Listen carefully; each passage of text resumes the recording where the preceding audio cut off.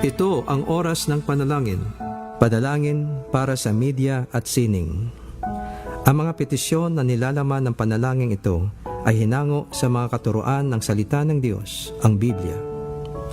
Ang salita ng Diyos mula sa Efeso 4, talatang 25 at 29 at unang Timoteo 4, talatang 12.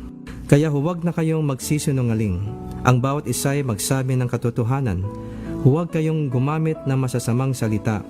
Lagi ninyong sikapin na ang pangungusap ninyo'y makakabuti at angkop sa pagkakataon upang pakinabangan ng mga makakarinig. Sikapin ninyong maging halimbawa sa iyong pagsasalita, pag-uugali, pag-ibig, pananampalataya at malinis na pamumuhay. Naway sabayan ninyo ako sa panalangin ito. Aming inilalapit sa iyo, Panginoon, ang aming mga kapatid na nasa larangan ng media, ang mga mamamahayag, mga manunulat at ang lahat ng bumubuo ng mga kawani ng aming mga pahayagan, radyo, telebisyon, mga pelikula, social media, advertismo at iba pang mga uri ng kapahayagan. Ang kanilang loob ay iyong palakasin at patatagin sa pagpapahayag na ito ay gawin nila na may buong integridad at katapatan. Huwag mo nawang paintulutan ang anumang masasamang salita o impluensya ang lumabas sa kanilang mga kapahayagan, kundi yun lamang makakabuti at makakabigay ng tamang kalinawan para sa mga nakikinig o nakakabasa, lalo na sa aming mga kabataan.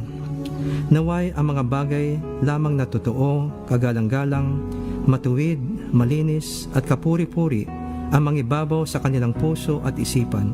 Naway laging manaig ang mabubuting adhikain sa aming mga kapatid sa media, na palaganapin ang karunungan, katuwiran at katarungan na makakapagpaunlad at makakapagpaisa sa aming bayan. Ipakaloob mo sa kanilang mga puso ang magandang layunin na gamitin ang iba't ibang uri ng media sa pagtaguyod at pagpapatibay ng pagkakaisa, paggalang sa kapwa sa gitna ng hidwaan at makatarungang pagpapahayag para sa ikauunlad ng sambayanang Pilipino. Sa aming mga kapatid sa iba't ibang sining, iyong silang bigyan ng katalinuhan at ng bagong mga malikhaing ideya sa kanilang paggawa ng kanilang mga likha. Sa iyong kapangyarihan at karunungan, sila iyong hayaang maging daluyan na iyong wagas na pagkamalikhain, kahusayan at totoong pagmamahal at pagmamalasakit para sa kapwa-tao. Sa aming mga artista sa pinilakang tabing, sa aming mga mang-aawit at musikero, at mga mang-aaliw sa media, hiniling namin na bigyan mo sila ng pangitain at pagsisikap na sila ay makapagbigay ng mabuting halimbawa para sa aming kabataan na napapailalim sa kanilang malakas na impluensya. Nawa bigyan mo sila ng tamang mga paninindigan at mahubog sa kanila ang tamang pag-uugali at pagtalima sa iyong mga utos upang mahikayat nila ang aming mga kabataan na mamuhay na marangal at matuwid. Salamat, Panginoon, sa biyaya ng natatanging mga talento, abilidad at kultura na iyong ibinigay sa amin. Naway aming itong pangalagaan at mapagyaman pa ang aming mga katutubong sining at mabubuting kaugalian, naway mapanatiling kalugod-lugod sa iyo, O Diyos, at dalangin din namin na ang mga ito ay aming maipamana ng buo sa mga susunod na henerasyon. Sa aming naisin na pagyamanin ang iba't ibang sining na iyong ibiniyaya sa amin, kami, O Diyos, ay iyong bigyan ng kahusayan, katalinuhan, karunungan, pag-unawa at patnubay mula sa iyong banal na Espiritu. Tulad ng halimbawa ni Daniel sa Biblia, iyong marapatin, O Diyos, na kami makapaglingkod sa iyo ng may buong integridad at walang kompromiso. Sa aming paghahanap buhay, maging sa larangan ng media, ng sining o kahit saan pa, iyong kaming tulungang maalala at aming isapuso na ikaw ang aming pinaglilingkuran. Pangalawa lamang ang mga namumuno o nangangasiwa sa amin. Iyo kaming paalalahanan sa araw-araw na magtiwala sa iyo at naway aming makamtan ang iyong masaganang pagpapala para sa aming bayan. Maraming salamat, Panginoon, sa iyong pagtugon sa mga dalangin na ito, sa pangalan ni Jesus. Amen.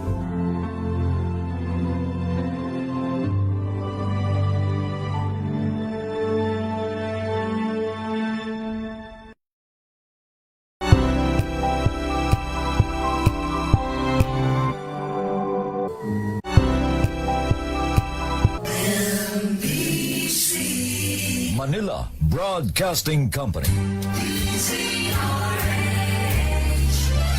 DZRH, a proud member of MBC Media Group. 7 minuto na makalipas ang alas 4.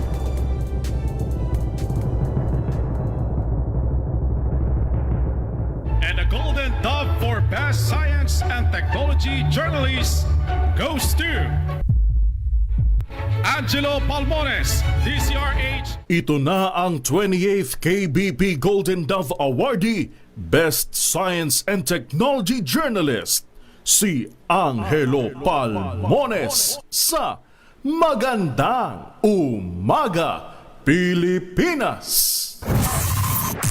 DZRH, Magandang Umaga, Pilipinas sa DZRH Radio, DZRH TV at DZRH Online. Kasama si Kuya Angelo Palmones. Magandang Umaga, Pilipinas. Webes na tayo ngayon, 23 ng Abril 2026. Sa ulo ng ating mga balita, International Criminal Court pinagtibay ang jurisdiksyon sa kaso ng dating Pangulong Digong Duterte. Pamilya ng mga biktima ng war on drugs ni Mayor Digong masaya sa jurisdiction ruling ng ICC kaugnay ng kaso nito na crimes against humanity. Mag-asawang Sara Duterte at Attorney Mans Carpio, meron namanong 6.7 billion pesos na suspicious transactions ayon sa AMLAC. Passenger fuel shortages tumaas na simula noong April 16, kaya't nagdudulot ito ng mas mataas na pamasahe sa eroplano. Journalist na nakabase sa Bacolod City, kabilang sa 19 na nasawi sa bakbakan sa pagitan ng militar at NPA noong April 19. Dalawang lugar sa bansa nakapagtala ng danger level heat index na 42 degrees Celsius sa El Nino alert naman, itinaas na ng Pag-asa. Kasama pa rin natin ang buong radyo natin FM nationwide, ang ating mga action radio station sa Luzon, Visayas at Mindanao. 91.7 BNFM Radio sa Cebu at 94.3 FM sa Jensan. Balita, bagong impormasyon, kasama si Kuya Angelo Palmones. Magandang Umaga, Pilipinas! Sa detalye ng ating mga balita, dalawang lugar ang nakapagrehistro ng danger level peak index heat index kahapon, Miyerkules.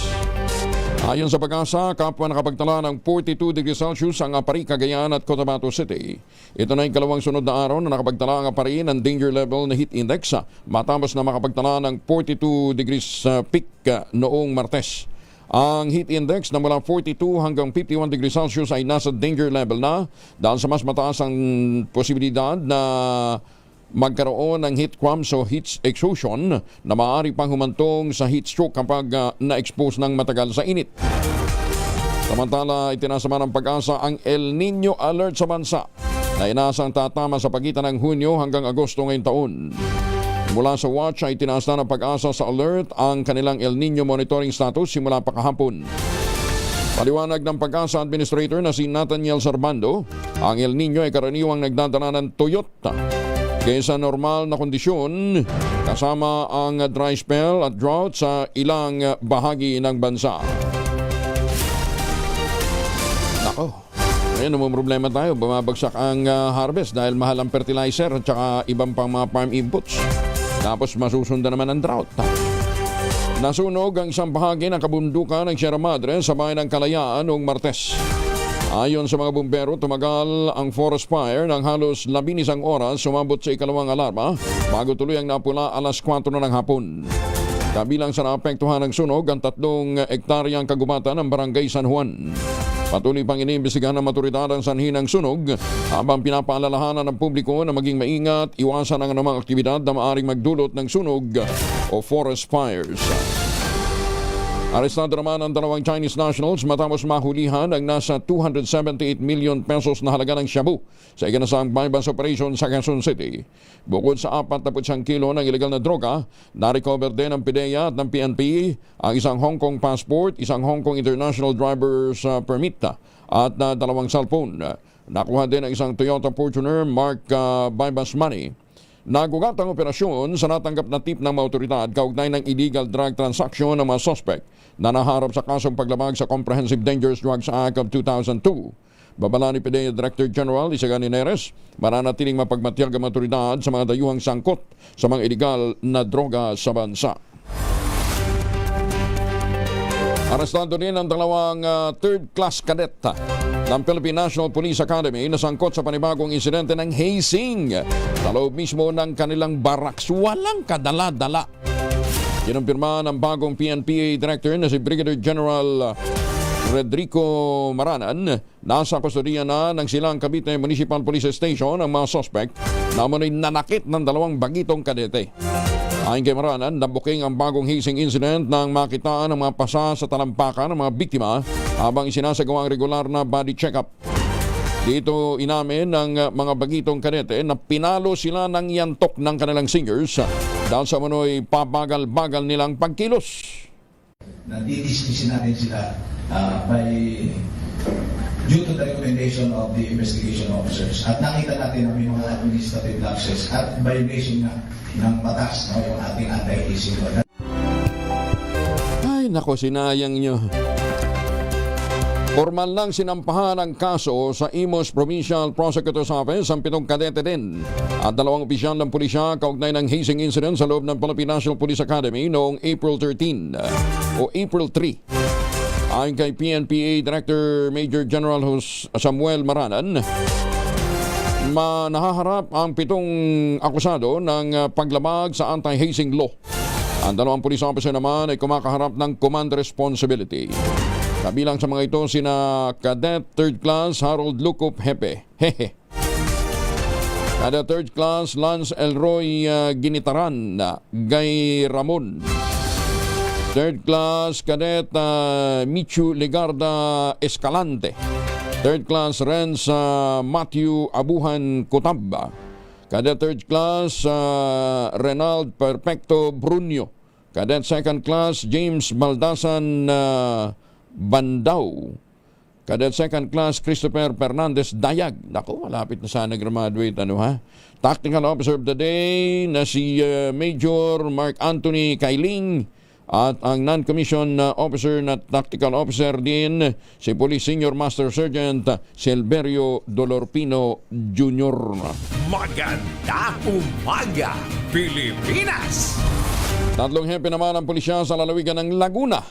Inalis sa kanilang pwesto dahil sa manoy poor performance. Partikular na sa kampanya laban sa iligal na sugal sa kanilang nasasakupan. Kabilang sa mga inalis sa pwesto, sina Lieutenant Colonel Erwin Banyas Ligayada ng San Pedro at Lieutenant Colonel Alan Reginald Basia ng Binyan. Pinalitan sila ni Lieutenant Colonel Reynaldo Bito at Lieutenant Colonel Richard Corpus. Pinilipat naman sina Ligayada at Bisaya sa Laguna Police Operations and Management Unit. Pinalitan din si Major Rupi Raduyo bilang hepe naman ng pulisya sa bayan ng Bai at tumalili bilang pansamantalang kapalit niya si Major Jerry Malipol. Ayon kay Calabar Zone Police Director Brigadier General Hansel Marantan, higpit na ipinatutupad sa rehiyon ang tinatawag na 1, 2, and 3 strike policy laban sa mga opisyal na hindi epektibo sa pagpapatupad ng batas. Inaresto makarang magpakawala ng bomb joke ang isang 28 anyos sa air conditioning technician sa Bacolod City. Ayon sa police report, papasok na sana sa isang shopping mall sa syudad ng suspect nang harangin siya ng isang security guard na babae at tanungin tungkol sa laman ng kanyang backpack. Dito mano sinabi ng lalaki na may dala siyang bomba. Dahilan upang agad na tumawag ng pulis ang gwardiya. Pagdating ng mga otoridad, sinabi ng suspect na joke lang umano ang kanyang sinabi. Kailanman dinala pa rin siya sa impinan ng pulisya para sa investigasyon at posibleng pagsasampa ng kaukulang kaso. Pinaalalahanan naman ng mga otoridad ang publiko iwasan ng bomb joke dahil seryoso itong paglabag sa batas at maaaring magdulot ng takot at kaguluhan sa publiko. Kaya muli ang paalala ho natin, lalong-lalo na sa mga pupunta sa mga terminal ng bus, mga airport, mga pantalan. Kung mag-iisip kayo ng joke, huwag ng bomb joke dahil baka yan mag-backfire sa inyo. Magandang umaga, Pilipinas! Sa mukha nyo pumutok, makukulong kayo. Palalawakin pa ng Metropolitan Manila Development Authority o MMDA ang paggamit ng No Contact Apprehension Policy. Ngunit sa pagkakataong ito ay laban naman sa mga nagtatapon ng basura kung saan-saan. Ayon kay MMDA General Manager Nicolas Torre III, gagamitin ang mga traffic camera at mga CCTV upang mahuli ang mga litter bugs o yung mga lumalabag sa tamang pagtatapon ng basura. Kapag nahuli, papatawan ng violators ng bibigyan ng environmental ticket at may multang 500 hanggang 2,000 pesos depende sa antas ng paglabag. Sinabi ni Torre na kapag may bantay ang barangay ay walang nagtatapon. Ngunit kapag wala na umano ang mga opisyal, muling nagkakalat ang ilang residente. Sa ilalim ng pinalawak na NCAP, rerepasuhin ang mga CCTV footage upang matukoy ang mga lumalabag at padadalhan sila ng somon. Babala rin ng MMDA, maaaring humantong sa kaso sa korte ang sinumang hindi magbayad ng ipapataw na multa. Ayon sa ahensya, kasalukuyang nire-review na ang expanded NCAP at ilulunsad ito matapos ang demonstrasyon para sa media sa command center ng MMDA. Tiniyak naman ng Metropolitan Manila Development Authority na hindi magdudulot ng major traffic disruption ang isasagawang marathon sa EDSA Bus Carousel Lane sa June 12. Ayon kay MMDA General Manager Nicolas Torre, magsisimula ang kanilang paghahanda sa naturang 42-kilometer marathon mag-uumpisa sa SM Mall of Asia patungong SM North EDSA. Para niya matiyak na hindi ito magdudulot na matinding abala sa publiko, isimula ng marathon alas 11 o alas 11:30 ng gabi at matatapos kinabukasan alas 7 ng umaga. Una nang sinabi ng MMDA na tinatayang nasa 6,000 runners ang dadalo sa nasabing aktibidad. Bagong balita, bagong impormasyon. Kasama si Kuyang Angelo Palmones. Magandang umaga, Pilipinas! Oy mga mamis, pwede tayong mag-laundry day today ha? Kunot no ka ba kapag makapit, maligit at malupit ang mancha? All you need is Pride. Ba't mapahirapan ang self-con sa Pride? Easy at worry-free naman ang laundry. Sa triple stain-away formula, tanggal ang matitindi mancha based on test of chocolate, mud and 7-on cotton. Gawa po ito ng ACS. Magandang umaga, Pilipinas! 4:19 ang oras sa buong kapuluan. Inanunsyo naman ng Philippine Amusement and Gaming Corporation. Magpapatuloy ang kanilang pagtanggap ng mga entries para sa 2026 PAGCOR Photography Contest. At ang mga po ngayong taon ay Kids at Play. Naglalayon itong ipakita ang mga simpleng laro na sumasalamin sa pagiging masayahin ng mga bata at mga asal na natutunan sa simpleng paglalaro. Bukas ang patimpalak sa lahat ng mga Pinoy photographers, amateur man at mga professional basta 16 years old pataas. Ayon kay PAGCOR Chairman at CEO Al Tenco, hangad ng paligsahan ang mapanatiling matagpo na nagpapakita kung paano nakatutulong ang laro at libangan sa paghubog ng karakter at pangarap ng mga paslit. Sabi nga ni Chairman Tenco, sa paglalaro nagsisimula ang pangarap, sa paglalaro din nahuhubog ang kanilang kinabukasan. O nga, tsaka mga batang naglalaro sa labas ng bahay, mahabang pasensya. Ngayon, yung mga batang panay nasa gadget, maikli pasensya. May tatlong kategorya ang patimpalak ka. Yung conventional, mobile at drone category. Sa conventional category, syempre yung gamit po na yung conventional camera, yung mga mirrorless, yung mga compact. Wala ang pipiliin dyan mananalo ng tig 100,000 pesos plus trophy. Meron din consolation syempre. Doon naman sa mobile at drone categories, wagalo din ang mananalo. Bawat kategorya, tigwa 8. Tatanggap naman ang mga winners ng 50,000 pesos plus trophy. At syempre meron ding consolation prizes. Ang mga entries ay dapat ay mapadala sa June 30, 2026. Ipadala po ninyo sa www.pagcor.ph/photocon2026. Hawak na ng otoridad ang 4 na suspect sa pagpaslang sa 16 na tanggulang na dalagita na unang napaulat na nawawala sa Bustos, Bulacan. Kabilang sa mga suspect ang mismong ama ng biktima na siya pang nag-report tungkol sa pagkawala ng kanyang anak. Ayon sa pulisya, isa sa mga suspect mismo ang nagturo sa 3 niyang mga kasabwat. April 18 nang makitang wala ng buhay ang dalagita sa madumong lugar malapit sa Angat River sa Barangay San Pedro, 7 araw matapos siyang mapaulat na missing. Sa ngayon ay inihanda na ang kasong rape with homicide na hihahain laban sa mga sospek. Nasagip naman ng Philippine Coast Guard ang 15 individual na pinaniniwala ang biktima ng human trafficking sa isang pribadong pantalan sa Zamboanga. Kabilang sa mga nasagip ang 6 na kababaihan, 8 lalaki at isang menor de edad. Nagkasa ng operasyon ng otoridad kasunod ng intelligence report hinggil sa grupo ng mga pasaherong lula ng ML Al-Hasiba na dadaan sa ng Northern Backdoor patungong Malaysia. Sa ngayon ay na-turn over na sa Women and Children's Protection Desk ang mga na-rescue biktima habang nagpapatuloy naman ang follow-up investigation. Pangalawang peace talk sa pagitan ng US at Iran maaaring maganap daw ngayong Biyernes sa oras sa Amerika. Detalye na balita mula kay Joyjon Valerite Acon live mula sa Washington. Joyjon, good morning. Magandang umaga, Kuya Angel, mga kababayan. Magandang balita dahil maaaring maganap na ang pangalawang usapang pangkapayapaan sa pagitan po ng Estados Unidos at ng bansang Iran sa darating na Biyernes. Oras po yan dito sa Amerika. Sa isang ulat mula sa New York Post, may malaking posibilidad na muling umarangkada ang mga usapang pangkapayapaan o peace talk sa loob po ng 36 hanggang 72 oras. Kinumpirma ito mismo ni President Donald Trump ang balitang ito sa pamamagitan ng isang text message exchange sa nasabing pahayagan. Ang eksaktong mensahe nang tanungin si President Donald Trump kung totoo ang posibilidad na peace talks, ang maikli pero malaman niyang sagot sa text ay, "It's possible, President DJT." Ang timeline, Kuya Angel, mga kababayan, ayon sa mga sources ng publications, ang panibagong round ng diplomasya ay maaaring magsimula kasing aga ng araw na ito, bukas, Biyernes.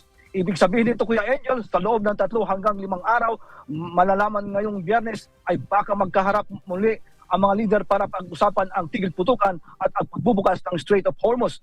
Samantala, formal nang ikinagalak ng United Nations ang balitang ceasefire o tigil putukan sa pagitan ng Amerika at Iran.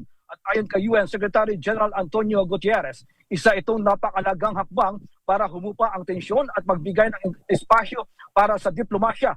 Inimok niya ang lahat ng panib na huwag gumawa ng anumang hakbang na sisira sa usapang ito at pinasalamatan nito ang bansang Pakistan sa pamamagitan nito. Pero narito ang masaklap na katotohanan, Kuya Angel, habang nag-uusap ang mga leader, patuloy ang gulo sa karagatan.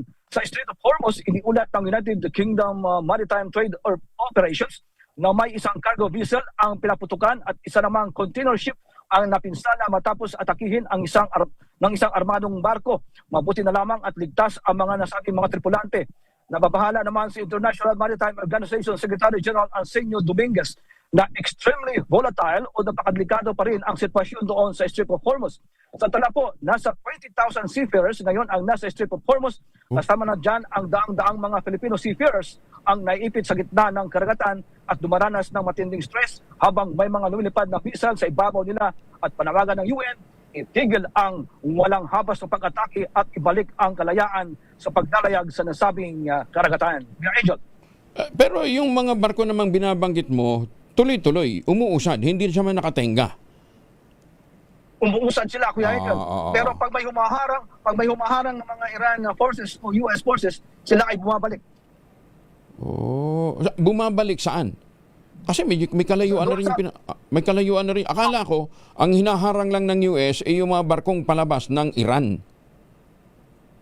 Yun yung barko na pagmamayari ng bansang Iran. Pero yung ibang mga barko na pagmamayari ng ibang mga bansa ay pinapalampas nila ito kung mayroon silang mga kaukulang mga papeles na sila ay lalampas na doon sa Strait of Hormuz. Yun nga lang, ang worry nila, yung nagsasalimbahang mga missiles. Na maaaring tumama. Tama ka dyan, Kuya Angel. May mga tinatawag na mga parang pinapaputukan lang pero hindi naman pinapatamaan. Pero may mga barko na hindi malaman kung ito ay nasa bansang Iran o ano pa man na talagang nanghaharas din ng mga barko doon. Magkano per barrel ngayon dyan sa Washington? Jojon? Ang mababa ngayon. Umabot na ngayon sa $90. Bumaba na ngayon, Angel. At naglalaro sa 95 barrels ang crudo ngayon. Wow, so bumaba ha? Kahapon nasa 98 kahapon, so 95 ngayon, pababa na. Mukhang magandang development yan. Oo. Tama kaya ako yung Angel. Kaya so dito sa Pilipinas, tumaas yung surcharge sa jet fuel eh. Kaya ang taas ng pamasahe sa eroplano. Gusto ko sana naming puntahan diyan para may katuwang ka sa coverage eh. Hindi na namin magawa. Yun lang. Yun ang pinakamaganda at hindi maganda. Sige. John, maraming salamat. Ingat dyan. Maraming salamat. Good morning. Good morning. Balik sa iyo dyan, Kuya Angel. Si John Balarete ako live mula po sa Washington, D.C. Magandang umaga, Pilipinas! Ay, mga misis, amoy araw ba si Mr. pag-uwi galing ng trabaho? Amoy dalyan sa germ sa katawan nila para labanan ng amoy araw at amoy pawis gumamit ang Shield Bath Soap regularly. Unbeatable and sealed sa paglaban sa germs versus another brand. May shea butter, pampalambot ng kuti sa presyong abot kaya 12.50 SRP. Kaya naman recommended ito ng Philippine Nurses Association. Kaya mga misis, ay challenge you, subukan ng Shield Bath Soap. Galit sa sakit, may malasakit, sulit na sulit. Magandang umaga, Pilipinas! Bagamat epektibong ipinatutupad ng Department of Agriculture ang regionalization measures para sa high pathogenicity avian influenza o HPAI sa United Kingdom mula pa noong 2024, ito ay naisa formal na sa pamamagitan ng Department Circular No. 17. Pinagtitibay ang hakbang na ito ang patuloy na pagkilala ng dalawang bansa sa mga lugar na walang HPAI upang matiyak ang tuloy-tuloy na kalakalan mula sa mga itinalagang lugar. Matapos ang pagsusuri ng Bureau of Animal Industry, napatunayan na may matibay na veterinary oversight at epektibong mitigation measures ang UK, ang United Kingdom, kaya't mababa ang panganib na makapasok ang mga infected na mga produkto mula sa mga aprobadong zone. Sa kalawan ng circulars, ang live birds, poultry man o hindi, kabilang ang day-old chick, hatching eggs, karne ng manok, basta't nagbumula ang mga ito sa mga lugar sa UK na sertipikadong walang highly pathogenic avian influenza. Nasa sentro ng pulisiyang ito ang regionalization, isang risk-based na pamamaraan na pinapayagan ang pagpapatuloy ng kalakalan mula sa mga partikular na lugar ng isang bansa na napatunayang walang sakit kahit may outbreak pa sa ilang bahagi nito. Magandang umaga, Pilipinas! 29 na makalipas ang alas 4, si Lotlot at Matet de Leon may pasaring sa kapatid nilang si Ian. Susmi naman, pati sa showbiz, mga nag-aaway magkapatid. Detalo ng balita mula kay Morley Alinio. Morley, good morning. Gising ng showbiz, rampa na Pilipinas. Good morning, Kuya Angel. Matagal nang nailibing si Nora Honor. Nag 1 year na nga. At darating pa ang kanyang kaarawan sa May 21. Pero habang parating ang kaarawan ng superstar national artist, ay heto, lalong gumugulo ang sitwasyon. Matapos magpahayag nitong si Ian De Leon na siya ang nag-iisang solo na tagapagmana, ay nag-react nga itong si Lotlot De Leon na nagsabing hindi naman daw siya naghahanap o naghahabol sa nasabing mana. At maging itong si Matet De Leon, aba, nagpahayag na rin. Ang sabi niya, ito nga pala ang ngiti ng mga ampon na walang namana. Uy, matindi. Nang ibig sabihin, kung ating susuriin yung linyahan nitong si Matet De Leon, ay galit ito kay Ian. Walang mana. Ang sabi nga, yung mga adapted ni Nora Honor na si Matet, Lotlot, Kiko, ay pawang galit kay Ian De Leon. Oh? At ang dahilan, sinolo daw nitong si Ian De Leon ang mana. Well, magulo ang issue. Nakalulungkot dahil santaon nang namayapa ang superstar, pero ang kanyang mga anak ay nagkakagulo ngayon. Tanong nga ng marami, saan patungo ang awayan ng magkakapatid na Lotlot, Ian, Matet? Yan ang ating DZRH Showbiz Status News. Ako po ang inyong RH47, Morley Alinio para sa DZRH. Una sa Pilipinas, una sa Pilipino. Babu! Maraming salamat, Morley. Magandang umaga, Pilipinas! 5 sangkot naman sa 2013 sa Ribong Kidnap Murder Case, sinatulan ng guilty ng RTC Antipolo. Detalye na balita mula kay Boy Gonzales, RH29. Boy, good morning. Good morning, Kuya Angel. Nahatulan ng Regional Trial Court sa Branch 138 ng Antipolo City ang 5 akusado sa 2013 kidnapping at pagpatay sa negosyanteng si Jose Saribong. Sa 39 na pain ng desisyon na patunayang guilty beyond reasonable doubt sina Mark Stanley Banghulot, Romeo Baluran, Rudy Benegas, Jody Maghuyop at Adam Paulin sa kasong kidnapping o ransom with homicide sa ilalim ng Article 1267 ng Revised Penal Code. Ipinataw ng korte ang parusang reclusion na perpetua na walang eligibility for parole sa lahat ng akusado. Inatasan din sila magbayad ng solidaryo sa mga naulila si Saribong ng 100,000 civil indemnity at 890,000 na actual damages. Base sa record ng kaso, dinukot si Saribong sa tapat ng Golden Meadows sa subdivision habang pinaslang naman ang kanyang driver na si Jimmy Palerno. Humingi umano ng 40 milyong ransom ang mga salarin at kahit nagbigay ng bahagi ng hinihinging halaga, ang pamilya pinatay pa rin. Si Saribong makalipas ang 8 araw ng pagkakabihag. Ayon sa Department of Justice, patunay ang hatol sa patuloy na pagpapatupad ng batas at pagkikap ng prosekusyon na mapanagutin ang mga may sala. Ito si Boy Gonzales para sa Visaris, una sa Pilipinas, una sa Pilipinas. Maraming salamat, Boy. Samantala, para sa mga may lakad, huwag nating kalimutan ha. May dalawang formulation ng family alcohol na pwede nating baunin. Yung family 70% isopropyl alcohol, especially prepared for clinics, hospital, pharmacies, laboratories, pero okay na okay din po yan sa mga households. Very effective yan sa disinfection at sterilization. Ganyan na bagsik ng family, 70% isopropyl alcohol, maghapon man natin gamitin, no problem. Hindi po manuno yung ating mga kamay, meron po itong moisturizer. Yun namang mabangong family rubbing compound improved alcohol. Ayan po yung mabangong isopropyl alcohol na ginagamit po ng mga masahista, mga barbero, mga doktor, mga nurse, mga kumadrona for sponge baiting and other cleansing purposes. Family rubbing alcohol parang DCRH, book na sa mahabang panahon. Mabibili sa namang butik at convenience stores nationwide. Family rubbing alcohol, hindi lang pampamilya, pang sports pa. 9 na tanggulang na batang lalaki nalunod habang lumalangoy sa irrigation canal sa Tabuk City. Detalye na balita mula kay Romy Gonzalez sa RH41 na Imbag de Bigat, Romy. Nauwi sa trahedya ang paglalangoy ng mga magkakaibigan sa irrigation canal sa Purok 6 Bulanao, Tabuk City, Kalinga. Ito'y matapos malunod ang 9 na taong gulang na batang lalaki kahapon.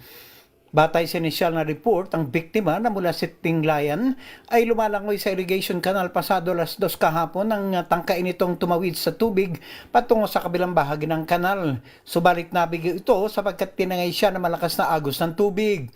Kagad na inalerto ang mga otoridad kaugnay sa insidente nang mapansin ang kasama ng biktima na nawawala ito. Sa loob ng higit sa 2 oras, nagtulungan ang mga search and rescue team mula sa iba't ibang ahensya ng gobyerno at sibilyan para hanapin ang batang biktima. Ayon sa Bureau of Fire Protection Tabuk City, natagpuan ng isang sibilyan ang katawan ng biktima bandang alas 4:50 kahapon.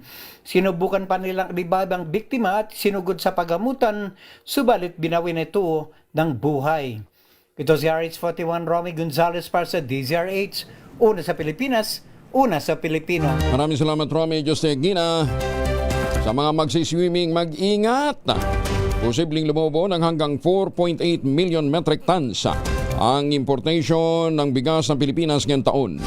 Kasunod dito ng babala ng Department of Agriculture na maaaring bumagsak ang lokal na ani ng palay sa pinakamababang antas sa loob ng 1 dekada. Ayon kay Agriculture Assistant Secretary at Spokesperson Arnel de Mesa, dahil ito sa epekto ng patuloy na tensyon sa Middle East na nagdudulot ng mataas na presyo ng pataba at nagyan din ang banta ng El Nino. Sa pagtaya ng hensya, posibleng bumagsak ang produksyon ng palay sa 18.8 million metric tons ngayong 2026. Pinakamababa yan simula noong 2016 na merong 17.6 million metric tons lamang. Balay ito sa naitalang 19.68 million metric tons noong 2025. At mas mababa naman sa naunang target ng kagawaran na 20.28 million metric tons bago sumiklab ang tensyon sa gitnang silangan. Bunsod nito, paliwanag ni Demesa upang matiyak ang sapat na supply at manatili ang 85-day buffer stock ng bansa. Kailangan dagdagan ang rice imports ng mas mataas ng 41.6% kumpara sa 3.39 million metric tons na inangkat noong nakaraang taon. Magsasagawa naman ang public auction ng Bureau of Customs ng mga nakumpiska nitong mamahaling sasakyan sa pamamagitan ng sealed bidding sa susunod na linggayan, April 28. Sa Sa anunsyo ni Customs Commissioner Ariel Nepomuceno, magsisimula ang public auction ganap na alas 10 ng umaga sa second floor conference room ng Prepab Building Port Area, Manila. Nagsimula na ang public display ng mga sasakyan para sa mga interesadong bidder sa BOC POM Grounds noon pang Martes at magtatagal yan hanggang bukas April 24. Kabilang sa mga isusubanstang luxury vehicles ang mga sumusunod: 2021 McLaren Senna, 2023 at 2022 Rolls-Royce Phantom, ang 2024 Ferrari SF90 Stradale o yung Mansory Edition, 2022 Ferrari SF90 Stradale Standard Edition, 2021 Mercedes-Benz AMG GT, 2022 Mercedes-Benz G650 V12 Biturbo, 2024 BMW XM, 2021 at 2023 Land Rover Range Rover, 2019 Toyota Alphard at 2018 Lexus LX570. Biklima, baka gusto mong magbid. Maganda umaga, Pilipinas! Ohayo ko sa ima sa mga suki natin dyan sa Japan at maganda umaga naman sa mga Pilipino dyan po sa Canada, lalong-lalo na dyan sa Lloydsminster. Maganda umaga din sa mga suki natin dyan sa Hong Kong at sa mga Pilipino dyan po sa Mabini, Batangas. Kala nyo ko sana. Mabini, Batangas. Magandang umaga. Alay, kumusta kami mga taga Batangas? Para ho naman sa mga taga Quezon, nako, ituloy nyo lang yung pagtatanim ng kakao dyan, ha? Kung pabalik na kayo ng Pilipinas, huwag nang magpasalubong na imported na tsokolate. Meron tayong Tangerine Chocolate. Yan po ang brand ng mga magdiniyog ng mga magsasaka dyan po sa lalawigan ng Quezon. Sa tulong po ni Dr. Helen Tan, yung po mga planting material na kakao galing Davao, hinakot po yan para maitanim sa ilalim po ng mga nyugan at mga open spaces dyan po sa lalawigan ng Quezon. Kaya ngayon ay nagpo-produce na husilan de kalidad na cacao beans, pinoprocess para maging Tangerine Chocolate. Ang Tangerine Chocolate po ay available sa 0919-095-5935. May mahigit 10 variant siya niya, ha. I-check po ninyo sa tangerinechocolate.ph. Ang mga raw material niyan galing din po sa ani ng ating mga magsasaka. Kaya ang sabi nga ni Dr. Helen Tan, sino bang magmamalasakit sa Pilipino kundi ang kapwa Pilipino? Kaya sa bawat tangkilik natin ng Tangerine Chocolate, pinalalakas natin ang loob ng ating mga magsasaka. Pinalalakas natin ang ating lokal na ekonomiya. Tangerine Chocolate, 100% gawang lokal, but taste and looks global. Tinulungan ito ng DTI at ng DOST. Tangerine Chocolate, 100% gawang atin. Pakiusap ni Dr. Helen Tan, sana naman ay ating tangkilikin. Maganda umaga, Pilipinas! Illegal Mining Network na booking sa Davao Region, 20 Chinese nationals ang timbog sa operasyon.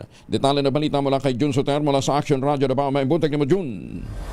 Mayong buntag usab, Kuyang Angel. Isang illegal mining network ang nabunyag kasunod ng pagkakaresto sa 20 Chinese nationals sa magkasanib na operasyon ng Bureau of Immigration 11 at 10th Infantry Division ng Philippine Army, Abril 22, 2026. Isinagawa ang operasyon sa Pantukan, Davao de Oro at Tagum City, Davao del Norte sa bisa ng Mission Orders 2026-151 at 152 laban sa madayuhang lumalabag sa Philippine Immigration Act of 1940.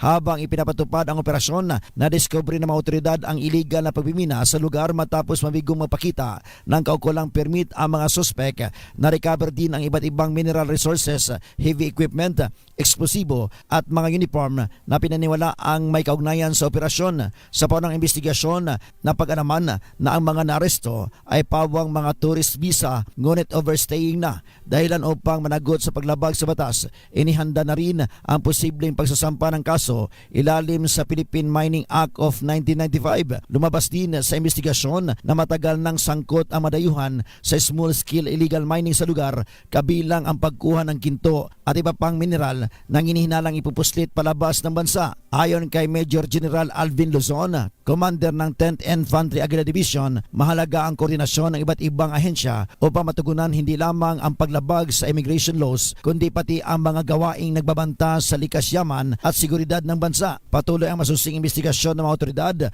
upang matukoy ang lawak ng operasyon at iba pang posibleng sangkot sa nasabing illegal mining activities. Ito si June Suter para sa DZRH. Una sa Pilipinas, una sa Pilipino. Dagang salamat, John. Ayan, 20 ha? 20 na Chinese nationals na ang hawak na permiso ay tourist visa lang. Overstaying na nagtatrabaho pa sa isang illegal mining site dyan po sa Mindanao. Ayan, timbog sila. Sorry muna ha, mukhang hindi mo na magiging prioridad yung pong pagtunton sa mga illegal na mga aliens na yan kasi busy po ang ating mga mambabatas. Yan ha, ang kanilang tinututukan. Si Senator Risa naman, isa ho sa mga masidhing humahabol sa mga mga alis guo. Abala din po sa pagbubukid. Ayan ha. Abala sa pagbubukid si Senator Risa Ontiveros. Senator Risa, kumusta na ba yung investigasyon mo doon kay Mr. Yin ha? Yung fugitive na nabigyan ng refugee status dito sa Pilipinas ha? Sana naman ho sa susunod na mga pagkakataon meron na pong ma-update sa atin si Senator The Farmer Risa Ontiveros. Ayan, ha? Maganda umaga, Pilipinas! Centennial Canonical Coronation ng Our Lady of Banawag. Dinaluhan ni na Pangulong BBM at First Lady Lisa Marcos. Detalye na balita mula kay Freddy Pajardo, Aris 38, Masantos Yakbasani, check amin sa ating mga kababayan dyan sa Pangasinan, Freddy.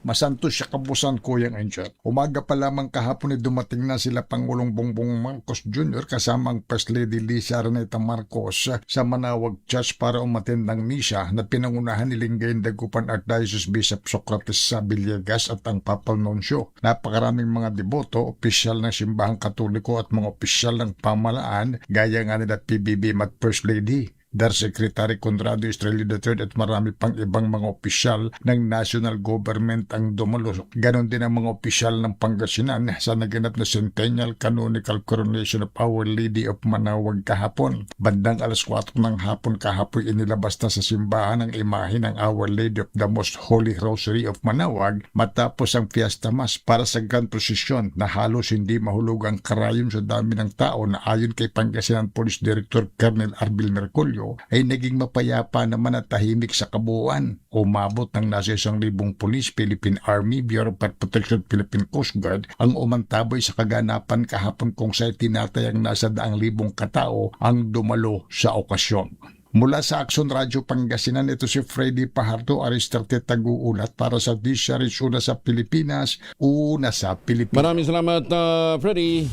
Maganda umaga, Pilipinas! BARM, MILF at MNLF leadership manugod na tinanggap ang bagong hirang na UPAPRO Secretary. Pinasalamatan din ang outgoing Secretary. Detalye na balita mula kay Jun Di Makuta, Kaaris 19. Assalamualaikum, Brother Jun.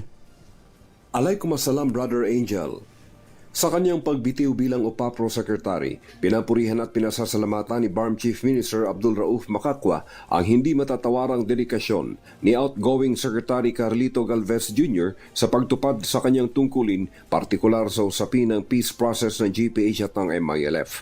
Samantala, malugod namang binabati ni Makakwa ang incoming Secretary ng UPAPRO sa katauhan ni Ginoong Mel Senen Sarmiento.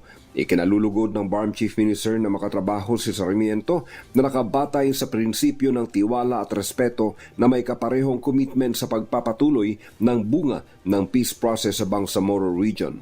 Tinitiyak ni Chief Minister Makakwa na ang Bangsamoro government ay patuloy na may matibay na commitment para sa buong pag-implementa ng mga nakabinbin pang kasunduan na nakapaloob sa Comprehensive Agreement on the Bangsamoro.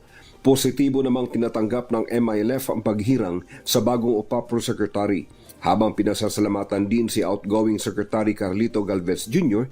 sa managing papel nito sa kritikal na yugto ng implementasyon ng kasunduan.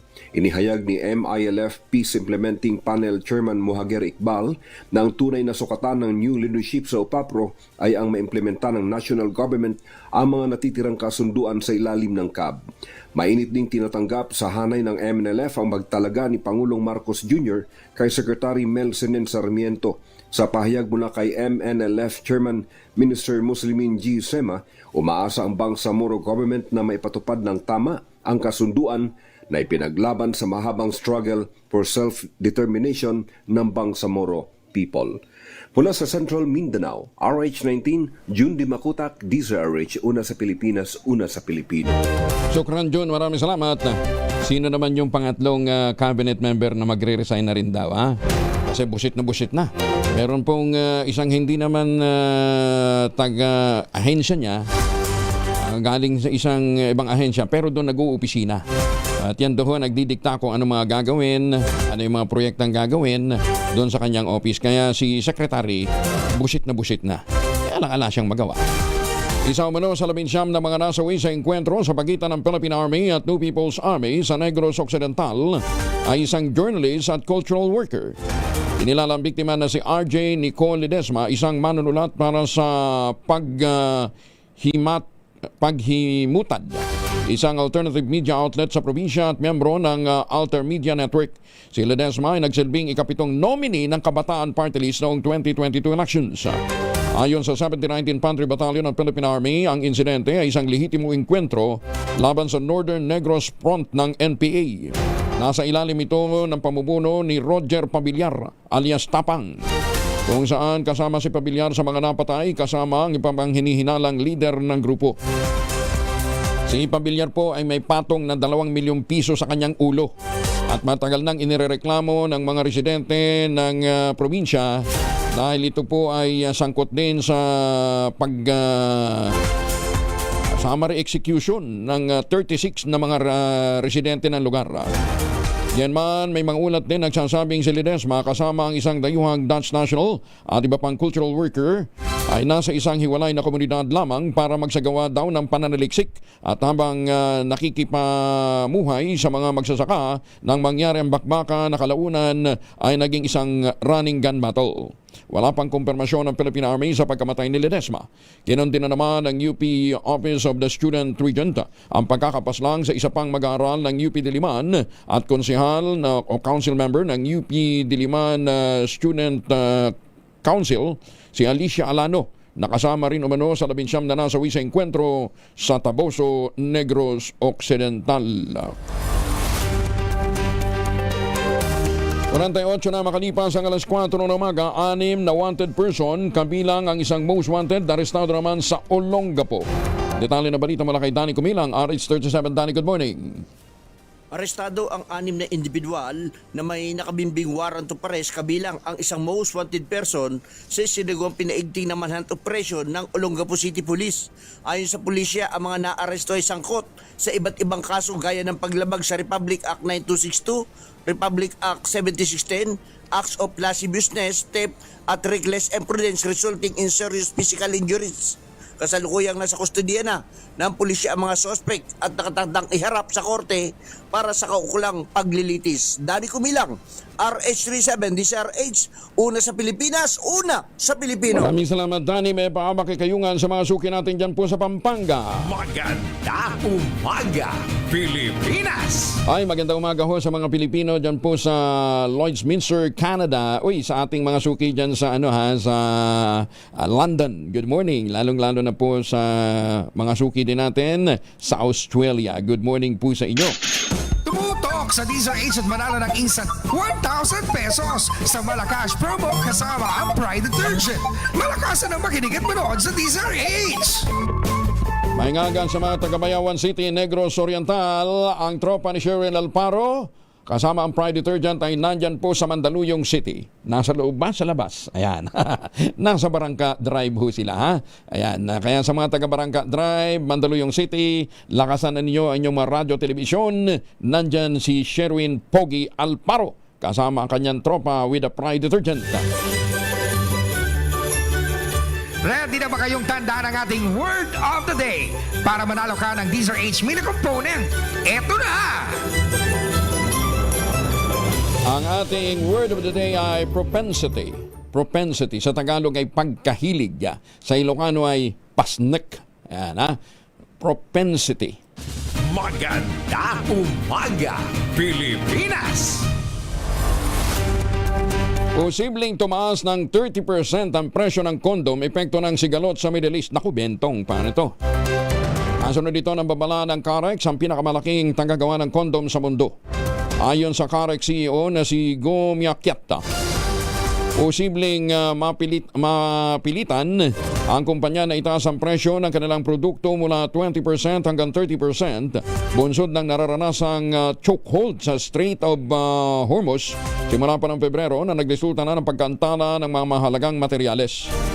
Bukod sa materyales, apektado na rin niya na operasyon ng mga pabrika sa Southeast Asia dahil sa krisis sa gasolina, gaya na lamang ng mga bansang Vietnam, Myanmar at Cambodia, kung saan sobra ng mahal ang pamasahe, nagpapahirap sa mga magagawa na makapasok sa mga planta. Pero sa Vietnam, wala na ho silang tax muna sa langis eh. Ang Carex na nakabase sa Malaysia ay gumagawa ng mahigit sa 5 bilyong kondom taon-taon at nag-export na sa mahigit 130 countries. Sila ho yung kilalang manufacturer ng mga brand na One, Trustex, Carex at Pasante. Ayun. Samantala, Balikatan 41-2026 sa Tacloban nakatuon sa life-saving skills ng Philippine Army at US Army. Detalye na balita mula kay Jimmy Angay-Angay, RH32. Mangupay nga aga, Jimmy. Tuloy ang Balikatan 41-2026 sa Tacloban City kung saan pinagtibay ang ugnayan ng Philippine Army at United States Army. Isinagawa ito sa DZR Airport sa lungsod, ang Tactical Combat Casualty Care Training sa panguna ng US Army Medics. Ayon kay 8th Infantry Division Philippine Army spokesperson Captain Christopher Tataro, nakatuon sila sa life-saving skills gaya ng pagkontrol ng pagdurugo, airway management at casualty evacuation. Sa ilalim ng high pressure ng mga senaryo, hinahasa ang kakayahan ng mga sundalo sa pagligtas ng buhay sa aktual na operasyon. Pinalalakas din ang aktibidad ang interoperability ng dalawang pwersa para sa mas epektibong pagtugon sa iba't ibang sitwasyon kabilang ng sakuna. Ayon sa Philippine Army, patuloy ang kanilang paghahanda hindi lang sa pakikipaglaban kundi sa pagresponde sa mga emergency. Mula dito sa DYVL Action Radyo Tacloban, ito si R32 Jimmy Angay-Angay para sa DZRH. Una sa Pilipinas, una sa Pilipino. Daghang salamat, Jimmy. Maganda umaga, Pilipinas! 53 makalipas sa alas 4 ng umaga, oras na para tayo po naman ay mag-ultabayo. Ano nga bang ultabayo? Ang ultabayo po ay postbiotic with Lactococcus lactosерine plasma. Dumaan po ito sa mahabang clinical trial, hindi testimonial, hindi kwentong kutsero, kundi human clinical trial dyan po sa Japan. Ang bawat kapsula ng ultabayo ay nagtataglay ng 50 billion cells ng Lactococcus lactosерine plasma. Kaya napaka-potent po nito na pagpasok po sa ating katawan, ina-activate nga po yung PDC, yung plasmacytoid dendritic cell. Yan po naman ang tinatawag na madalubasan na commander ng ating immune system. Responsable yan sa pagtataboy ng mga toksin sa ating katawan habang tayo po ay natutulog. Pag magandang tulog, magandang gising. May panlaban tayo sa puyat, pagod at stress. Ilan lamang yan sa mga benepisyo po ng ultabayo. Kung may mga katanungan pa kayo, po pwede kayong mag-text sa 0931-033-2871. Meron po tayong mga medical experts na nakastandby dyan.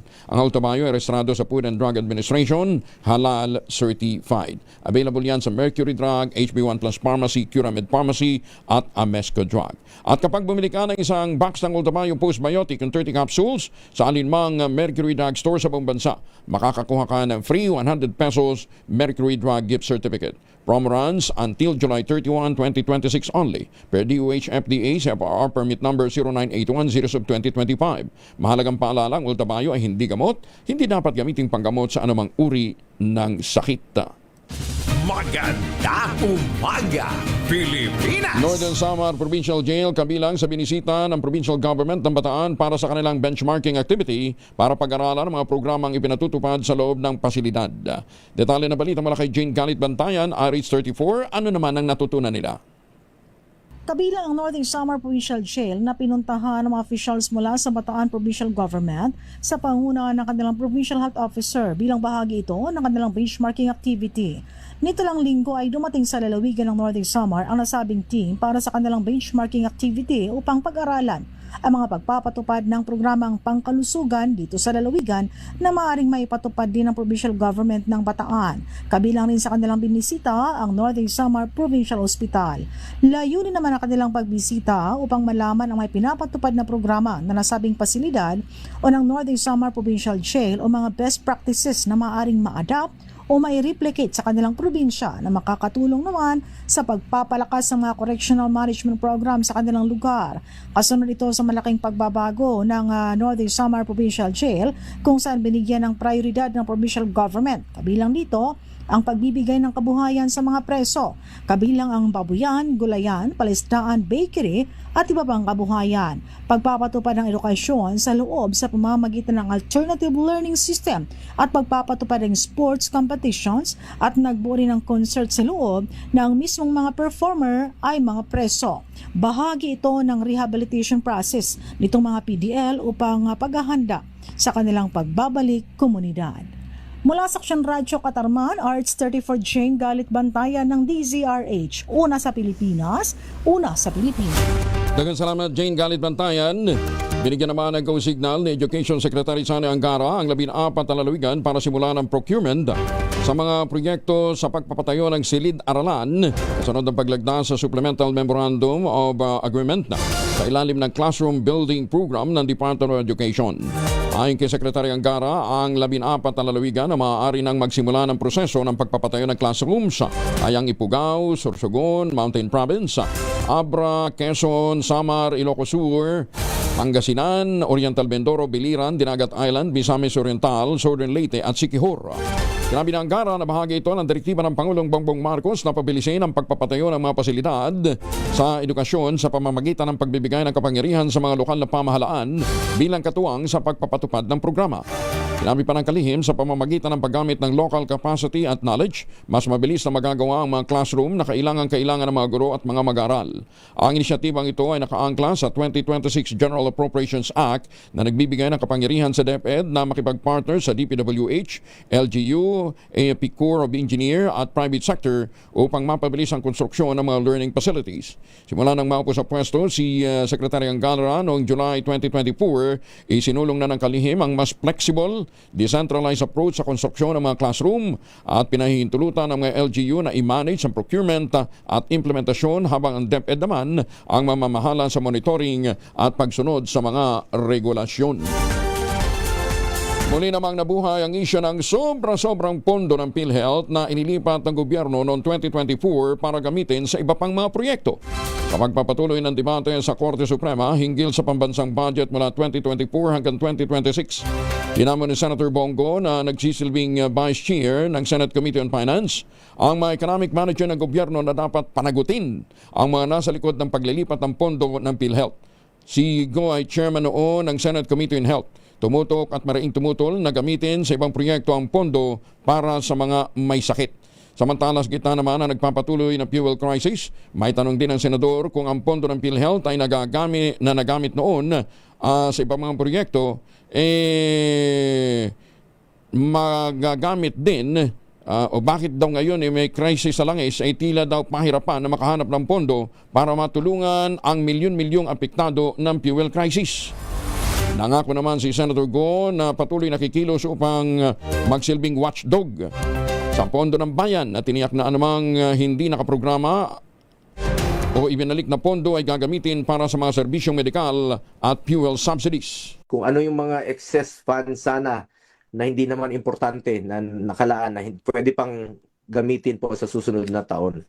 Baka pwede po, yun na lang po ang unahin muna natin. Yung mga hindi nagagamit na pondo, baka pwedeng walisin muna yon at itulong kaagad. Nagsanib puwersa naman ang Bureau of Customs at Overseas Filipino Workers sa pagsasampa ng karagdagang kasong kriminal laban sa Makati Express Cargo. Kaugnay ito ng mga nawawala at natenggang mga balikbayan box na pinaghirapang ipadala ng mga OFW sa kanilang mga mahal sa buhay na nasa Pilipinas. Papakikipagtulungan ng BOC sa ilalim ng pamumuno ni Customs Commissioner Ariel Nepomuceno, nagtungo ang mga complainant sa tanggapan ng National Bureau of Investigation upang paigtingin ang kampanya laban sa mga mapanlinlang na mga freight forwarder. Lain itong masiguro na mapapanagot ang mga sangkot sa likod ng hindi makatarungang serbisyo na nagdulot ng abala sa mga pamilya ng OFWs. Ayon kay Commissioner Nepomuceno, lalong nagpapatibay at nagpapalawak sa saklaw ng kasong naunang isinampa laban sa mga nasabing kumpanya ang paglutang ng mga bagong komplainanta. Bagong balita, bagong impormasyon. Kasama si Kuyang Angelo Palmones. Magandang umaga, Pilipinas! 5:01 ang oras sa buong kapuluan.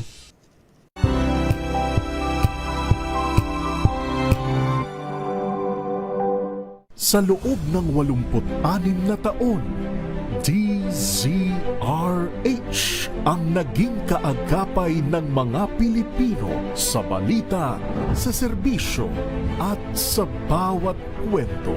86 na taon ng tiwala at sa mga darating pang taon, mas pinalakas at mas pinagtibay para sa Pilipino. DZRH, una sa Pilipinas, una sa Pilipino. Serbisyong tapat sa'yo, DZRH.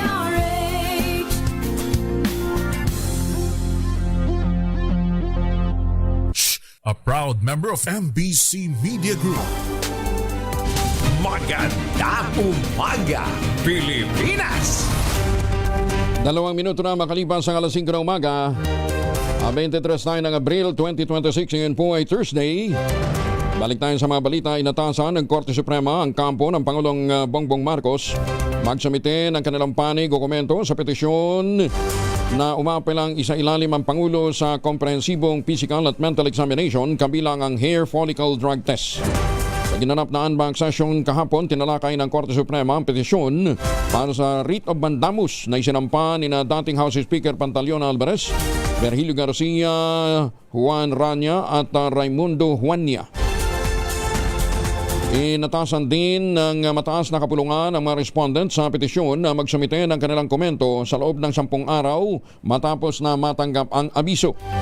Bagamat nilinaw ng Korte Suprema na hindi pa ito nangangahulugang formal nilang tinatanggap o sinasangayunan ang merito ng kaso, naglabas sila ng direktiba sa mga respondent na tumugon sa petisyon. Anti-insurgency efforts ng pamahalaan tinalakay naman sa Executive Committee meeting ng NTF-ELCAC sa Malacanang.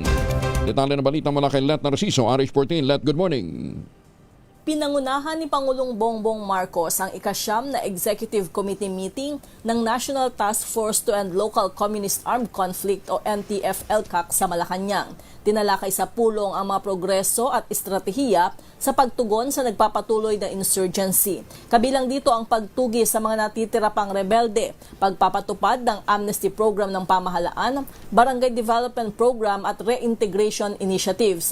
Iniulat ng NTF-ELCAC na aabot sa halos 10,000 proyekto sa higit 5,000 at 600 barangay ang napondohan sa ilalim ng BDP. Kabilang sa mga natapos na proyekto, ang mga farm-to-market road, mga silid-aralan, water systems, health stations at pagpapailaw sa mga komunidad. Umakyat na rin daw sa higit 13,000 ang bilang ng mga aplikante sa National Amnesty Program. Iginiit ng task force ang pangangailangang isustain ang mga nakamit na progresong ito habang patuloy na tinutugunan ang mga banta ng recruitment, misinformation at external supports networks. Ito si Let Narciso para sa DZRH. Una sa Pilipinas, una sa Pilipino. Salamat, Let. Ibinasura naman ng Appeals Chamber ng International Criminal Court ang apila ng kampo ng dating Pangulong Digong Duterte para ipatigil ang pagdinig ng kaso nito kaugnay ng war on drugs dahil saan nila'y kawalan ng restriksyon sa kaso. Sa naging desisyon ng panel na binubuo ng 5 hukom, ibinasura ng 4 na grounds ng apela. At nanindigan ng panel na walang sapat na basihan upang baligtarin ang mga naunang hatol laban sa dating presidente. Dahil dito, pinagtitibay ng tribunal ang kapangyarihan nito na ituloy ang investigasyon sa The Hague, Netherlands sa kabila ng pagkalas ng Pilipinas sa Rome Statute. Idineklara ng Appeals Chamber na walang silbi o moot ang hiling ng depensa para sa agarang paglaya ng dating Pangulong Digong. Ikinalugod naman ang pamilya ng mga biktima ng war on drugs at human rights advocates ang pagpapatibay ng International Criminal Court sa Appeals Chamber sa desisyong may jurisdiksyon ang korte sa kasong crimes against humanity laban kay dating Pangulong Digong Duterte. Halos 50 kaanak ng mga biktima ang sabay-sabay na nanood ng live stream ng ICC sa UP Diliman, Quezon City kung saan nabalot ng emosyon at kagalakan ang sinagawang Justice Watch. Matapos marinig ng mga pamilya ng biktima ang naging desisyon ng ICC Appeals Chamber. Ayon naman kay Cristina Conti, ICC Assistant to Counsel, tapos na usapin kung may kapangyarihan bang ICC sa kaso at ang susunod na ay confirmation of charges. Hindi na kinagulat ng kampo ng dating Pangulong Digong Duterte ang naging desisyon ng International Criminal Court Appeals Chamber na ibasura ang kanilang hamon sa jurisdiksyon ng korte. Sa panayam sa labas ng ICC, sinabi ni Attorney Nicholas Kaufman, Lead Defense Counsel, inasahan na nila ang nasabing resulta at sa katunayan pinayuhan na niya ang dating Pangulo na huwag masyadong umasa. Para kay Kaufman, may mas malalim na dahilan kung bakit hindi binitayuhan ng ICC ang kaso ni Mayor Digong dahil nahaharap ito sa isang existential crisis. Bunsod ng mga bantang sanksyon ng Amerika habang nasasangkot naman sa kontrobersiya ang chief prosecutor nitong si Karim Khan kaugnay na umano'y sexual misconduct.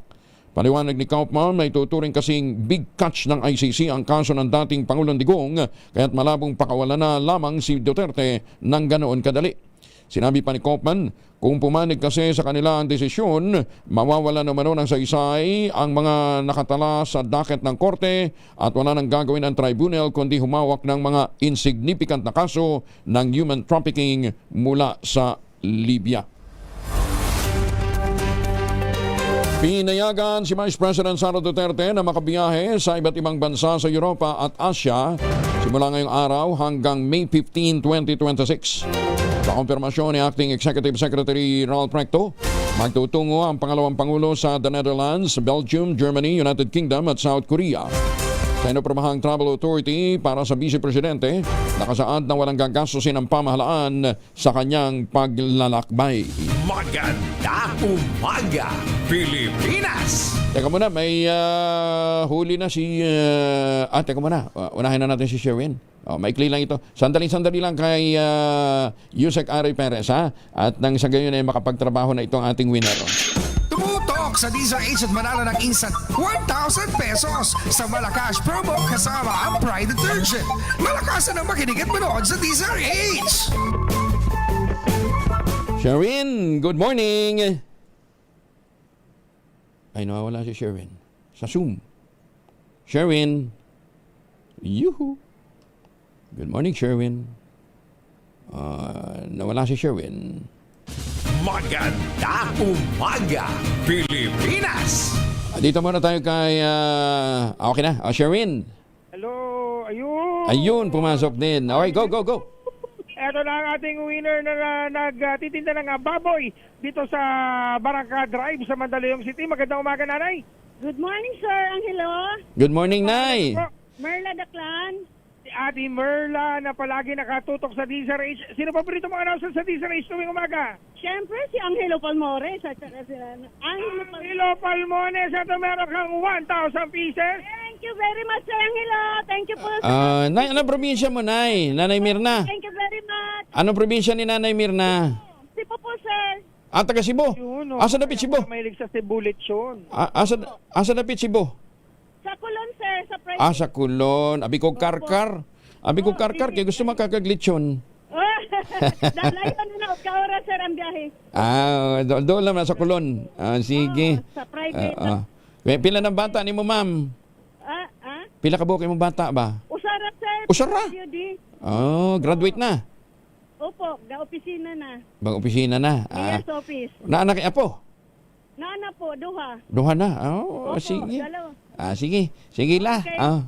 Sir, thank you very much po. Way, isa pa yan, Nay. Way, isa pa yan. Sige, amping. Ang ating word of the day, makukuha mo yung ating medium component.